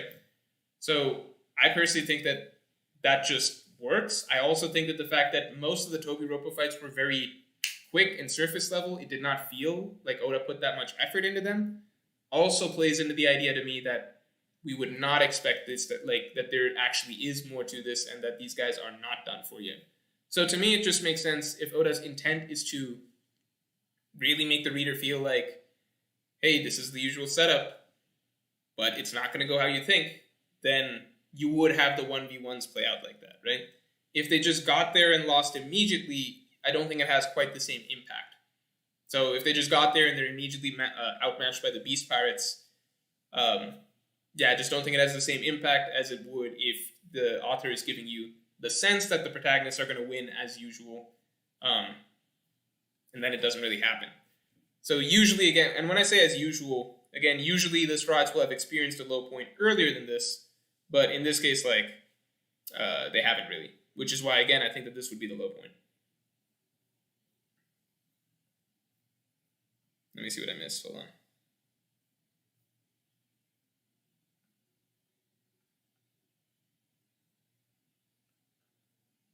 No, I know 3 is... Guys, I know 3 is San, but I'm saying, like, in terms of the numbers matching up with the fruits, right? So, Hana, like, which one, Hana or Yomi, one of those has to be San. One of those has to be 3, right? So, clearly I'm off about something. Is it Hana?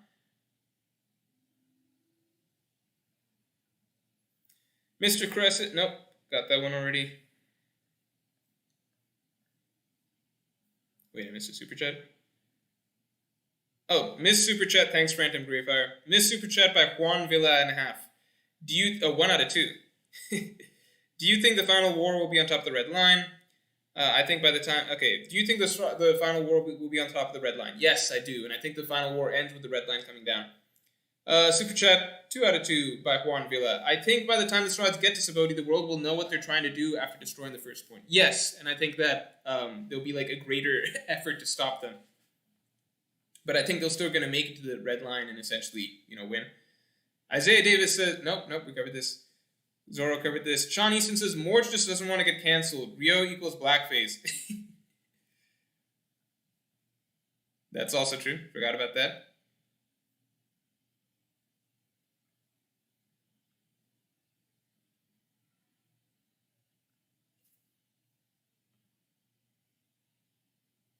Okay, I got Juan Villas. All right, we're all caught up.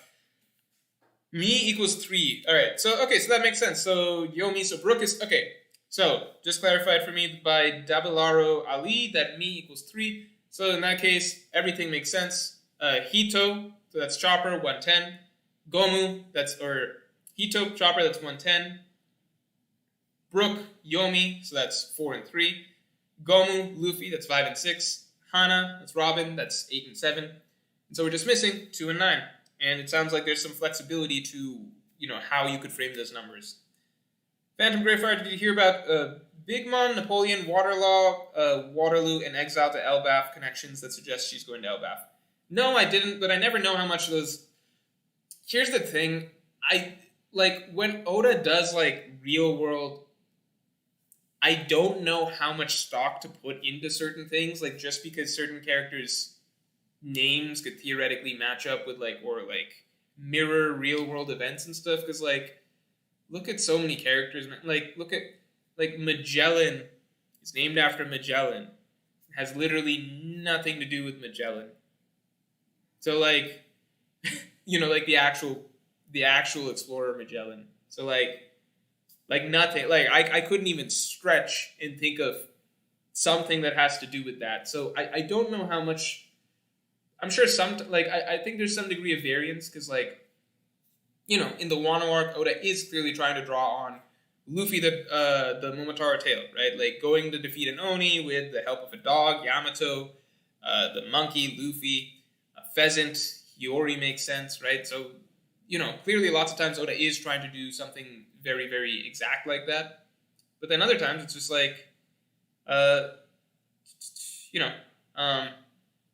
Jasser, thank you very much. Yomi is Yon. Me, it's Su equals 3, so it's Yomi equals 43. Also, the next fruit has to be in the order 2-9, not 9-2, because adding all the numbers together, you get 3-2-5 Sani Go. Oh, that's awesome. I had heard about the Sani Go part, but I'd forgotten about that. Okay, so it has to be in 2-9.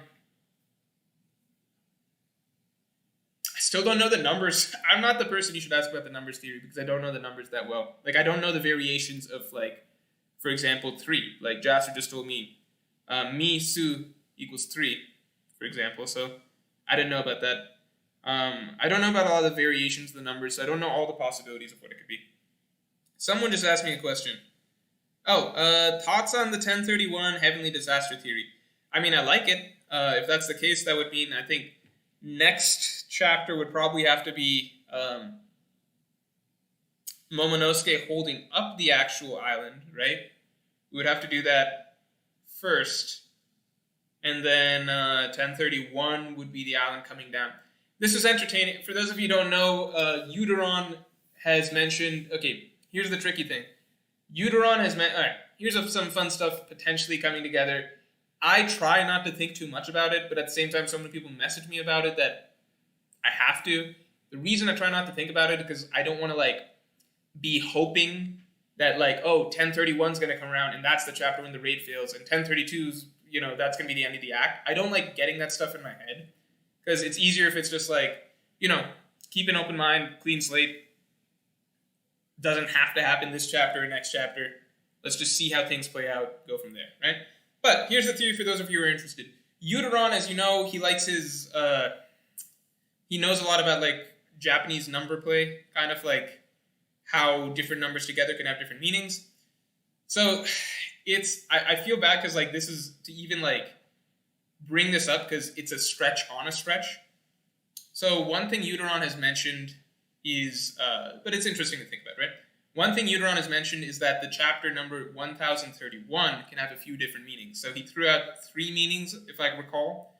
It was an interview he did with Ohara. So he mentioned one of them was Vegapunk could be there.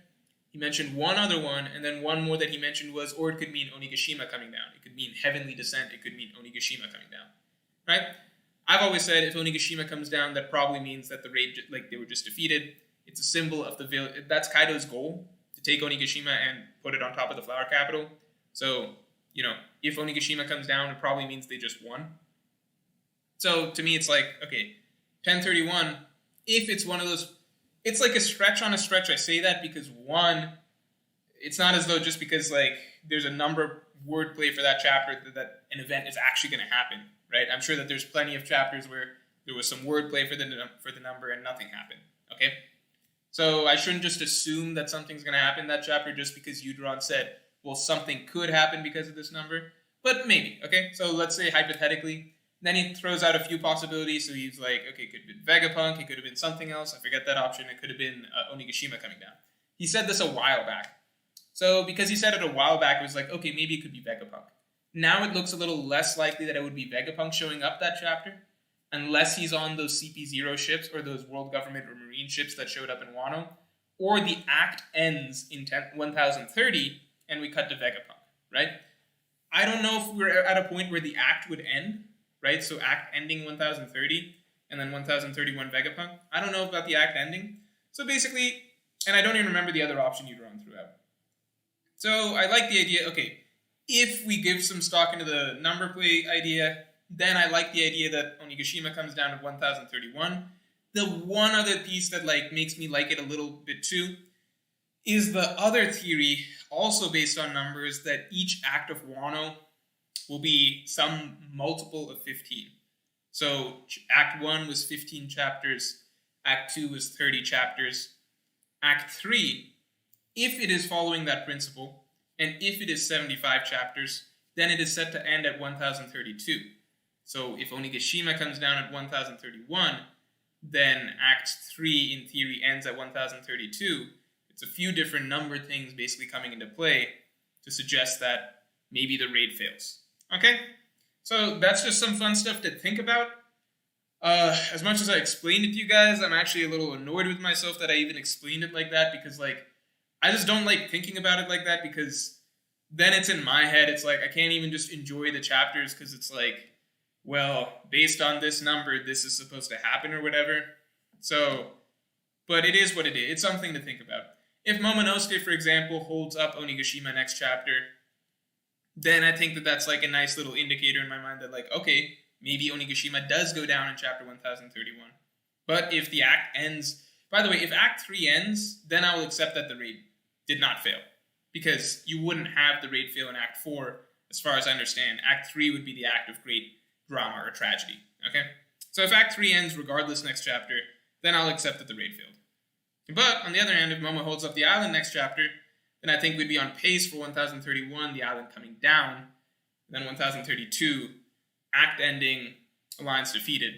So, I don't know. Some stuff to think about. It's for fun. Don't write on that too much, essentially, though, because I literally don't know how valid the 1031 number wordplay is. Mr. Crescent says, do you think Oda's editors would even allow the raid to fail for there to be 2 more acts and not just have him wrap it up for time's sake? Dude, I don't think that that's, how it works, right? Because, at the very least, everything we've seen from, I don't think Oda's Oda's getting close to the end of the, he's this far into the final battle, and he's like, hey, editors, I'm going to have the raid fail now, right? I don't think he's doing it like that, and then they're like, whoa, no, you got to finish it. I don't think, as far as we know, everything that that's been mentioned in interviews, Oda tells the editors a lot about his long-term plan for the story, and then they go off of that, essentially, right? So I think that only makes sense if, no matter what the plan is, the plan would have been set a while back, right? It's not as though Oda went partway through the arc and then had to do something. And that's been the precedent in the past because Oda's mentioned things before. So, for example, he said that Punk Hazard, he initially wanted to have an ice island and a fire island, separate. But then, for time, he was forced to basically combine those 2 storylines. He wanted to have Green Bit as a separate storyline from Dressrosa, but for time's sake, he had to combine those. But the thing is, those things are already clearly thought out before we get to those storylines. So it's not like we're on Punk Hazard, partway through, we're like, oh wait, this is actually also an ice island. That revelation happens very fast, right? It's not like we get to Dressrosa and we're like, wait, actually, we need to be in Green Bit for an arc and then come back to Dressrosa. We're there, we already find out about Green Bit. So I'm sure that the editors do push Oda for time a lot, but I highly doubt that if Oda had a full structure for his story, that his editors partway through, that he would reveal that to his editors partway through, and then the editors would tell him that he can't do it partway through. That just doesn't seem to make that much sense to me. On top of that, one reason that I believe that Oda is on schedule and has been on schedule for a long, long time, all right? A simple reason to understand why I believe that Oda has been on schedule. So, if you look at clear segments in terms of chapters, we always look forward to the 100 chapter marker, right? 100 chapter marker. Because what I've noticed, at least post time skip, especially, is that the 100 chapter marker has been always roughly the close of a storyline or some major milestone. Okay, so simply put, 600 was when the time skip essentially basically got rolling again. Not exactly on the dot, but roughly 600 was when the time skip got rolling again. One Piece came back, 2-year time skip, let's get going, right? Chapter 700, Dressrosa begins. By 800, Dressrosa ends, and then Zou begins. 900, Whole Cake Island ends, and Reverie/Wano begins, right? It's not exact, 900 was off by a couple chapters. Dressrosa's ending, I think it was just maybe exactly 800. Dressrosa's start was basically exactly 700. So Oda's off by a couple chapters here or there, but it's nothing like pre-time skip. Pre-time skip, major arcs and storylines that would end whenever, right? Enies Lobby ended at 430, Alabasta ended 218, 217, stuff like that. Post-time skip, it's all been very, very tight. So it's kind of clear if you look at it. Oda's I'm going to, the time skip, I need to be at Dressrosa by 700, okay? Dressrosa needs to be over by 800, okay? Whole Cake Island needs to be over by 900, okay? And if you look at Chapter 1000, that's, Chapter 1000, Oda even paced the time that Luffy was getting up the stairs. The number of levels in Onigashima, he had that planned out. So Luffy got to Chapter 1000 exactly when he was supposed to get to Chapter 1000. So clearly in Oda's mind, that's another milestone. Fight with Kaido begins Chapter 1000. So Oda's thinking very clearly in terms of 100 chapter segments, because at each 100 chapter segment, you can kind of tell, okay, either a major section of the story just closed and a new one began, or we're at least at a major, major milestone partway through this story. So I think even if you just look at Chapter 1000 as a benchmark, no matter what, I think Wano has been going at the pace that Oda wants it to.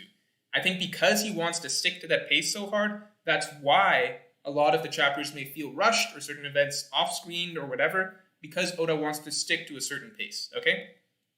All that is to say that I don't think that Oda would have had some grand plan for Wano and then abandoned it because editors told him to rush, because I think that the way that Oda, not his editors, I think the way that Oda has been working since the time skip has essentially been, I wanted this milestone, this milestone, this milestone, this milestone by these times. I think his editors' roles have been more so basically telling him, like, you can't realistically hit that milestone. You need to combine these two islands. You need to combine these two arcs, etc. So if Oda started Wano with the goal of a 5-act structure, hypothetically, and with the goal of basically, setup phase, initial raid on Onigashima, defeat, comeback phase, victory or whatever, then he would have had the milestones for when those have to happen already planned out. The editors would only basically be telling him either scrape this or move this along or get to the next section of your story, basically, because you need to hit this milestone by this point. So that's my view on that. Zoro says, you've said multiple times... Wait, fuck. Scroll too far. There's a lot of mods in here. What the hell? I give it so many mods. Zoro says, you have said multiple times that Luffy is one of the best written characters in fiction. Can you give a brief analysis? Skip if saving for a video. Dude, I'm sorry, but I have to skip. I'll say this. I give a brief... There's a solid section in the Marineford analysis dedicated to that. It's not a comprehensive look at Luffy's character in general, but I think that there's a solid section in the Marineford analysis where you at least get some ideas on why I believe that, okay? And it's early on, because so much of Marineford revolves around Luffy. It's the most Luffy-centric arc in the entire story. So, it does give some... You'll see it when you see it. But sorry, I'm not going to go into that here. Captain Face says, Conqueror's Haki can be infused into armament and observation. Can it be infused into observation? For example, Luffy is infusing Conqueror's Haki into his Ryo, while Zoro and Yamato are infusing Conqueror's Haki into their normal attacks. I don't know. I got the sense that Zoro, ever since he got Enma, also had Ryo. That was the sense that I had.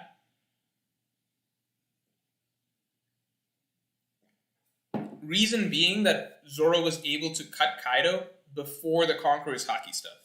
Okay? And it had been implied that only Ryo with a sword move can cut Kaido. So I think Zoro already had Ryo. In Yamato, it wasn't confirmed or not confirmed, but, actually, that's not even... I don't even know why I'm going with this explanation. I don't think that's how Conqueror's Haki works. Ryo just means letting Haki flow out of you, right? As far as we understand. It's letting Haki flow out of you. All it is that it's letting armament Haki flow out of you, right? That's how most people define it in the story. But a rare few can swap that armament. This is all from Luffy's explanation of it, right? To Kaido in chapter 1010. Instead of letting armament Haki flow out, it's letting Conqueror's Haki flow out offensively. So, no matter what, if you're using advanced Conqueror's Haki, you are essentially using Conqueror's Haki Ryo.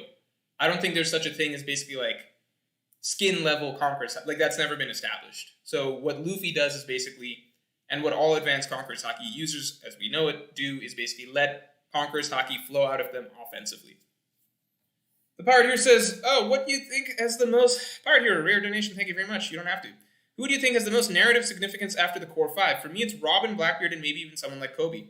Oh, you're going outside... Dude, outside the Straw Hat crew, it's so hard. Narrative significance is also so hard.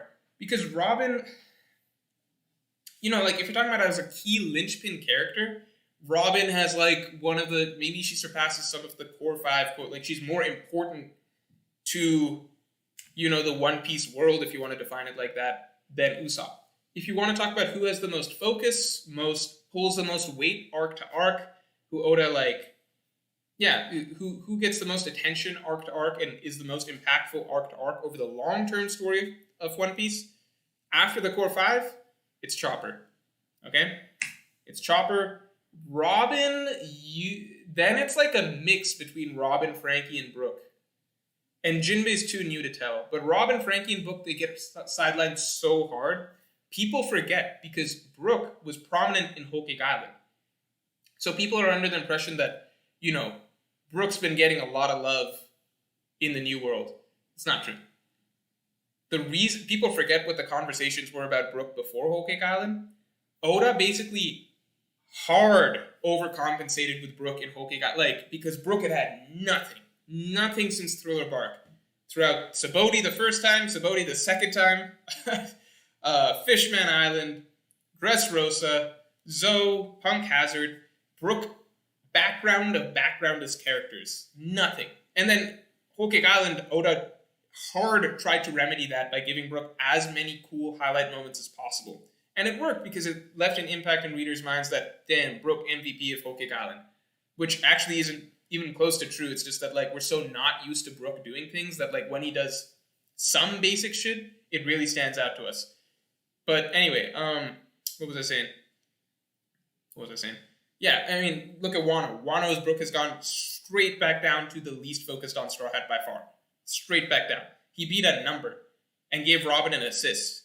It's like crazy how little Brook gets attention, basically. All right. So overall, I'd say like in the natural flow of the story, Robin, Frankie, and Brook get the least. Chopper is a solid step up above them in terms of the amount of focus and care Oda devotes to him. And then the core five. I mean, Luffy obviously like head and shoulders above everybody else, but then the rest of the core five basically. Jinbe, weird case because he's new, so Oda's naturally playing him up a little bit, He was like, Whole Cake Island was his big splash, like Jinbe joins the party. And then Wano, I mean, you could say that Jinbe had nothing to do. He got kept out of most of Wano, but then, I think he's been fairly prominent in the actual Onigashima battle. So let's see how Jinbe goes from here on out. Who do I think is the most narrative significance, though, really? Like, most important to the story, it's just so hard, though, dude, because then it's like I could say, like, Shanks, even though Shanks never shows up, he's probably really narratively important, like, keeps the peace, keeps the balance, etc. You could say Imu is really narratively important, but we've never really seen him. So, it's hard to say. I guess Blackbeard, maybe? I don't know.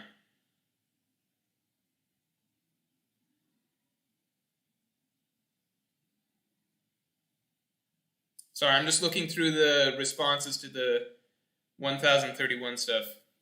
Hey, Yano says, you think Luffy loses in 2 chapters? No, and that's one of the reasons that I'm basically like, dude, I mean, it's really hard to imagine. Because, like, what, like 2 chapters to lose to Kaido? I don't know, it's very hard to imagine.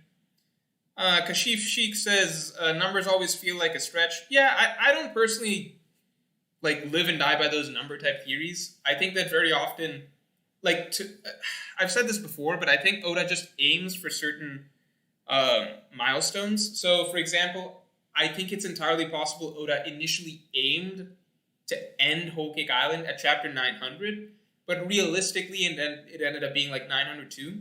But the overall goal was to end it at chapter, hit it at that benchmark, essentially, right? I think that might have been the goal. Same with pre-time skip, post-time skip stuff. I wouldn't be surprised if Oda's goal was for the Straw Hats to set off underwater in chapter 600. But reality of it is that it bled over a little bit. It was chapter 602 that they began their descent into the New World.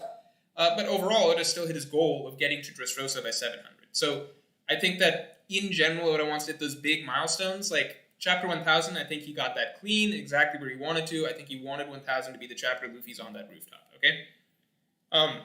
Beyond that, even people saying, Wano's acts are 15 chapters, 15 chapter intervals, that's really hard to call because it's there's only been 2 acts. You can't really draw a good pattern out of 2 acts. I think it's very possible because Oda and Oda does like his numbers a lot. And we've all noticed stuff like, gear 2nd, gear 4th, the mirrored chapter numbers. But it's really hard to be yeah, I would bet the house on, chapter 1031 being Heavenly Descent. Red X says Brook better get a 1v1 by the end of Wano. Yep, 100% agree. I think it's kind of crazy that,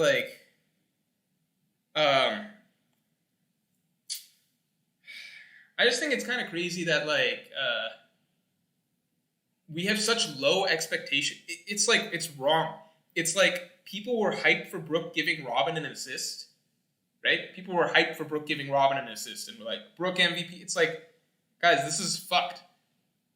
Brook is a fucking straw hat, right? He's supposed to be as important as the rest of these guys. He does so little that when he does something really basic, people are like, oh man, Brook's so hyped this chapter, right? It's like, what the fuck? Imagine this was fucking Zoro, and Zoro does nothing all of Onigashima, gives Robin an assist, and people are like, yo, hype Zoro chapter, Oda showing Zoro some love. Zoro fucking cut Kaido and gave him a new scar, and is currently fighting his first mate, and people are still not satisfied. Okay, look at Sanji, look at all of the, like, he was off screen for Act 1 and Act 2, basically the entire part. The raid on the Shogun's palace invasion scene happened, and Brook, like, kind of showed up in the corner like, I'm here too. Brook was left haunting a well for 40 chapters. Okay, that was what his role was for Wano. It didn't really contribute that much to the alliance. And then the Onigashima battle happens. He's fucking absent the entire time. Then he gets an assist for another Straw Hats fight. And people are like, that's Brook. Hype shit. That's super dope. This man has not had a single fight to himself in the entire story that he has won. Like, I don't count him losing Doraima. Just have higher expectations for Brook. He's a straw hat. He's a fucking straw hat. He's not like a mink on the side that, like, ran into the crew. Like, this is insane. People were excited about Brook, like, beating that number. I'm like, what the fuck? That's not even the bare minimum. That's lower than the bare minimum of what we would expect from Brook. Khalid Al-Zurani says, why do you delete your VOD after you finish it? Okay, so some people might be under the impression that I delete the VODs after I finish it. I don't. Go to Mr. Type this in. Mr. space Morge 2. VODs go to the next channel. That's it.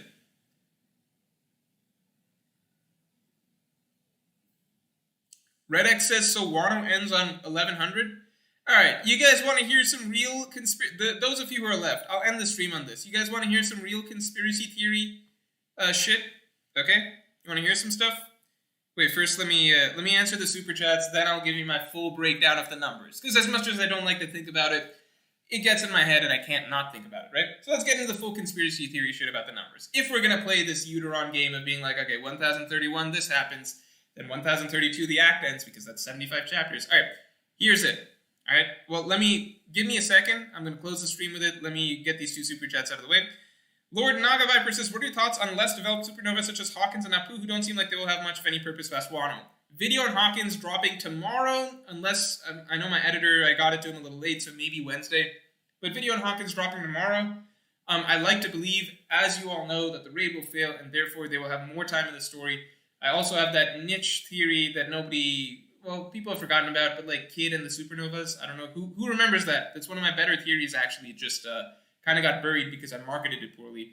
It's actually in that Killer Dying video, which may or may not happen. But like, Hawkins and Apu, here's the thing. I think it's surprising that if this is the end of the line for them, right? No more Hawkins and Apu after this. If this is the end of the line, I'm very surprised that someone like Capone Beige, who was by far the least hyped, not even least hyped, like readers had pretty much zero interest in Capone Beige in Saboni. Zero interest. I think he was the least talked about supernova by far, not even close. I think most people kind of viewed him as like, well, he also exists, but like probably not going to be important. I think it's crazy that Capone Beige got like such a nice storyline crafted out for him. Like Capone Beige was a breath of fresh air in Whole Island, in my opinion. Like really ramped up that whole like sort of seedy undercover, like underground shit that's happened, like the plotting and scheming that's going on in Whole Island, which was a heavy focus of the arc. Ramped up a lot with Capone Beige, the whole mafia scene with him and Luffy and everyone sitting down. Still one of my favorite, most memorable panels in the series. He just brought such a cool, like the whole Big Mom assassination storyline. That's like he really changed the flow of the story, and it was in a very refreshing direction. I felt, at least for a while, huge impact. Became a much more likable cool character than I think anyone ever expected. So it's kind of like, I think if we hadn't gotten that, then my expectations for Hawkins and Apu might be a little different. You know what I mean? Because it's like, damn, Oda really, like, he loves these super, because so far we've got Law, who fucking dominated the story from Punk Hazard to Dressrosa. Really felt like we got more than our money's worth out of Law. Who would have thought Law would have been that important of a character, right? But then you got Beige. 1 arc later, 2 arcs later, Whole Cake Island, well, really Zoe, but Whole Cake Island, like, who would have thought that Beige would have this much of an impact in the story? Who would have thought that, like, so many people liked Beige that much, like, coming out of Whole Cake Island and kind of changed their opinions on him? So it really felt like Oda was taking his time, giving a lot of love to the Supernovas, like, really fleshing them out and really giving them unique storylines that are true to them. So I think it's in that context that, like, that's when it feels a little strange that, like, well, Hawkins and Apu are just basically, like, potentially, you know, if this is the end of the road for them, then potentially, in that case, there just feels like a striking drop-off in amount of, like, well, Oda suddenly not caring that much about these Supernovas anymore. You guys get what I'm saying? But I'll be able to expand more in, the video that's coming out tomorrow or Wednesday. More super chats coming. I want to flesh out my numbers explanation. Isaiah Davis says, will we get some backstory in post Whole Cake Island when Jinbe and Big Mom meet face to face, or is the arc loaded enough already? I think we need that. We absolutely need that, because that's like, one, Jinbe and Big Mom have met face to face. Jinbe fucking rolled her away out of the battlefield. But I think that at the very least, Jinbe and Big Mom need that, because that's like one of the biggest hanging plot threads in all of all of Whole Cake Island, like all of One Piece. Sorry, it's in all of One Piece. You don't really get a bigger hanging plot thread than that at the end of an arc.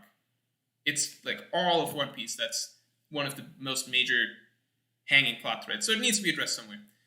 Captain Fist says, Yamato doesn't have Ryo, as she could have broke out of her cuffs, as doing so is symbolic of Ryo. How about using Conqueror's Haki and observation techniques? Oh, you're right on that, but it's possible that, like, in the moment with Conqueror's Haki, she essentially, like, went past that a little bit.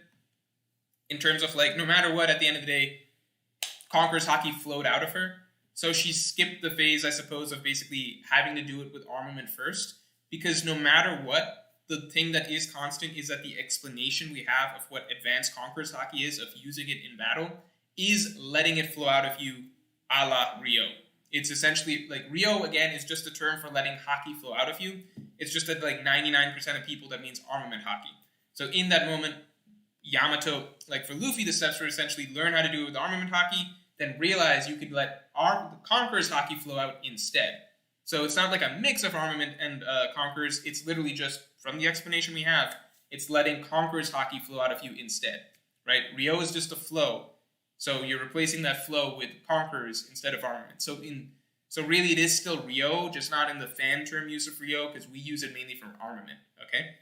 Like, we call Ryo, basically, that's our catch-all term for advanced armament. But in reality, in the context of the story of One Piece, Ryo means letting Haki flow out, and as it turns out, that can also be Conqueror's, okay? So Luffy, it seems like step one, he learned Ryo exists, you can let Haki flow out. He learned he could do that with armament in the midst of the battle with Kaido in chapter 1010. He realized that he could do that with Conqueror's Haki instead, so started doing it with Conqueror's Haki, okay? Yamato, at the very least, I agree that she did not have mastery over armament Haki like that, because she could not break the cuffs. But the way Conqueror's Haki works, like if she's using advanced Conqueror's Haki and letting it flow out of her, in this moment she has essentially hit another level where she is just able to let Conqueror's Haki flow out of her. So she's using Conqueror's Haki Ryo, letting it flow out of you. That's by the phrasing and definition of what we got in chapter 1010 of how this is all working. Maybe we get some alternative explanation down the line that, changes our understanding of this, but that's how we should look at it at the moment.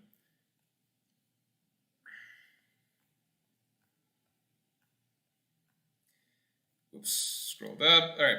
Kelly Winter, which major players do you think are on the Marine ships? Keep up the great work, Morge. Thanks a lot. My guess, again, is, I think, Fujitora and Green Bull. Probably Green Bull, maybe Fujitora. That's basically my thoughts. Besides that, I don't really know. I would love if Smoker's there. Mr. Crescent says, I know you have your own straw criteria, but do you think any new characters could join after Wano without it feeling awkward? Keep up the great work. I think it would be really, really hard, because then at that point you just got, like, unless there's some giant they really fucking love in Elbaf, I think it's borderline impossible, because Wano it's not just the number of arcs, it's the struggles you go through with the group. And I think the Wano arc is, like, at least what it means in terms of taking the crew from being, like, again, you guys know that I feel like the arc has not very well set up stakes or sense of dramatic tension, but at least factually, logistically, what it is taking the crew from just a normal pirate crew, right, to surpassing the Emperors, in a sense, right? So this is a huge leap forward for the crew. I think it's very important that whoever is part of their final crew is part of this conflict. Because after that, you're basically just joining when they're already at that finish line of Pirate King and getting the One Piece, you know? Andrew says, I hope Luffy doesn't beat the strongest on land, air, and sea this early. I hope Kaido plays a bigger role after Wano due to Rocks and Yonko Alliance. I mean, I don't know about after Wano, but I still believe that Luffy loses to Kaido again here. So I don't think he'll beat Kaido this early. All right, all that being said, number theory. Number theory, stop super chats. All right, here's how it goes. All right. Full context beforehand. This is after I thought a little bit about the 1031, because people kept messaging me the 1031. Hey, what if 1031, the island comes down, and then 1032, the act ends. It follows this Uteron number theory, and it follows the multiples of 15, okay? Recap for anyone not watching, or anyone who didn't watch. Uteron has a theory on the number 1031. He believes it could mean multiple things. He's mentioned options. He said, for example, it could mean Vegapunk showing up. I think at this point in time, it seems hard to imagine that Vegapunk would show up unless Vegapunk is literally on those ships that are approaching, or the act ends next chapter. Let's, for the sake of this, assume that that's not going to happen, but it's a possibility, okay? For the sake of this, let's assume that it's Uteron's other belief. So he thinks 1031 could mean Onigashima coming down, because in theory, 1031, those numbers mean heavenly descent, okay? So that's the theory. Again, he's got a few guesses on it, so this is just one option, so I'm not going to pretend that this means that. And also, let's keep in mind that the numbers don't have to mean what, like, just because they could mean something doesn't mean they will mean that, right? It's just some number wordplay that could happen. But, fun idea, let's say 1031, Onigashima could come down. So then, it also plays a little bit into this act length theory, which is that Act 1, 15, Act 2, 30 chapters, Act 3 would be some other multiple of 15.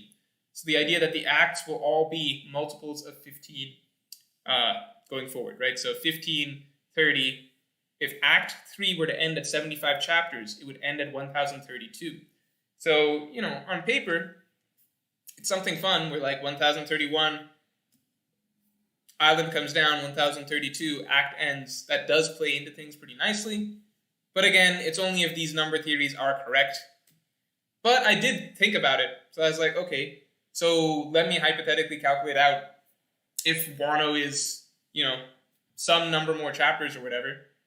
The funny way it works out, somebody can run the numbers and I might be wrong. But, so, first of all, the trend is essentially acts being multiples of 15. And what we've noticed is between Act 1 and 2, there was one chapter of break. Okay? So after Act 1, one chapter of break. After Act 2, there were 2 chapters of break. Okay? So let's pretend after Act 3, there's 3 chapters of break. And after Act 4, there'll be 4 chapters of break. And after Act 5, there'll be 5 chapters of break. Okay? So not just the length of the acts, but then how many chapters are in the intermission between those acts. That's the other trend people have talked about, that, like, oh, Act 1, there was a 1 chapter break after that. Act 2, there was a 2 chapter break after that. Maybe Act 3, there'll be a 3 chapter break, okay? So keeping those 2 trends in mind, that the acts, essentially, they could end at, they work out to essentially be multiples of 15, and the act breaks sequentially will increase. Act 3 will have a 3 chapter break afterwards. Act 4 will be a 4 chapter break afterwards. Act 5 will be a 5 chapter break afterwards. This is not my theories. These are just things that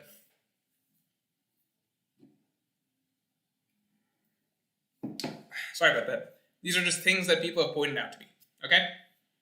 Because people tweet these number things at me and make sure that I'm aware of it. So if you calculate it out a little bit, if you assume that Act 3 will have 3 chapters afterwards, Act 4 will have 4 chapters afterwards, and Act 5 will have 5 chapters afterwards, right? And then if you assume that Act 4 and 5 themselves will be multiples of 15, and you assume that Act 3 will end at 1032, then pretty much any combination of numbers you do, let's say you think Act 4 will be, what do you call it? Is this right? Yeah, let's say you think Act 4 will be like 60 chapters and Act 5 will be 45 chapters. Or let's say you think Act 4 will be 75 chapters and like Act 5 will be 30 chapters. Like you can throw out different multiples of 15. Is this right? Yeah. You can basically throw out different multiples of 15. And assuming that the breaks afterwards are 3, 4, and 5 in terms of chapters, you usually end up ending at a fairly round number. So, for example, let's say hypothetically, and again, I haven't looked at this, and I don't have a calculator in front of me, so I'm trying to remember basically what it looks like. But it's something like, let's pretend Act 4 has 75 chapters, and then Act 5 has like 30 chapters, something like that. If you do that, then the whole of Wano would end at chapter 1149, which is a very clean number, because right after that, it's 1050, right, beginning a new arc. 1150, right, beginning a new arc. So there's lots of different ways you can spin it, and it usually comes out to a fairly round number. So either like ending at a whole number, or basically like something 9. So like 1000, again, like the main example is 1149. So I think that works out basically if you have like 75 chapters again for Act 4, and then 30 chapters again for Act 5 as the resolution, or 60 chapters for Act 4, 45 chapters for Act 5. I might be a little off. It might be 60-30 or something like that, and like 75-15. I don't remember exactly, but it is interesting to think about that, like, if you count all of the breaks and everything like that, assume 5 chapters after Act 5 ends or whatever, then it is cool to think that, like, oh yeah, it would end at a fairly round, like a fairly, like, fairly right-seeming stopping point for, like, this arc to end and then a new arc to begin. So that's basically that.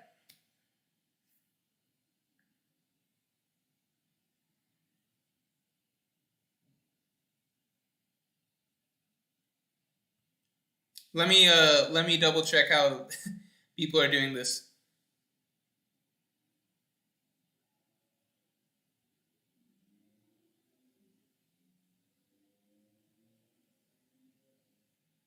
Because technically Act 3 started on chapter 958, which would mean Act 3 would end on 1033. Is that right? Because if you add 75, right? That's only if you're adding 75. So that would make it 76 chapters, right? If you counted it like that. I'm not sure. Yeah. Yeah, you have to count 958 as the first chapter. Right?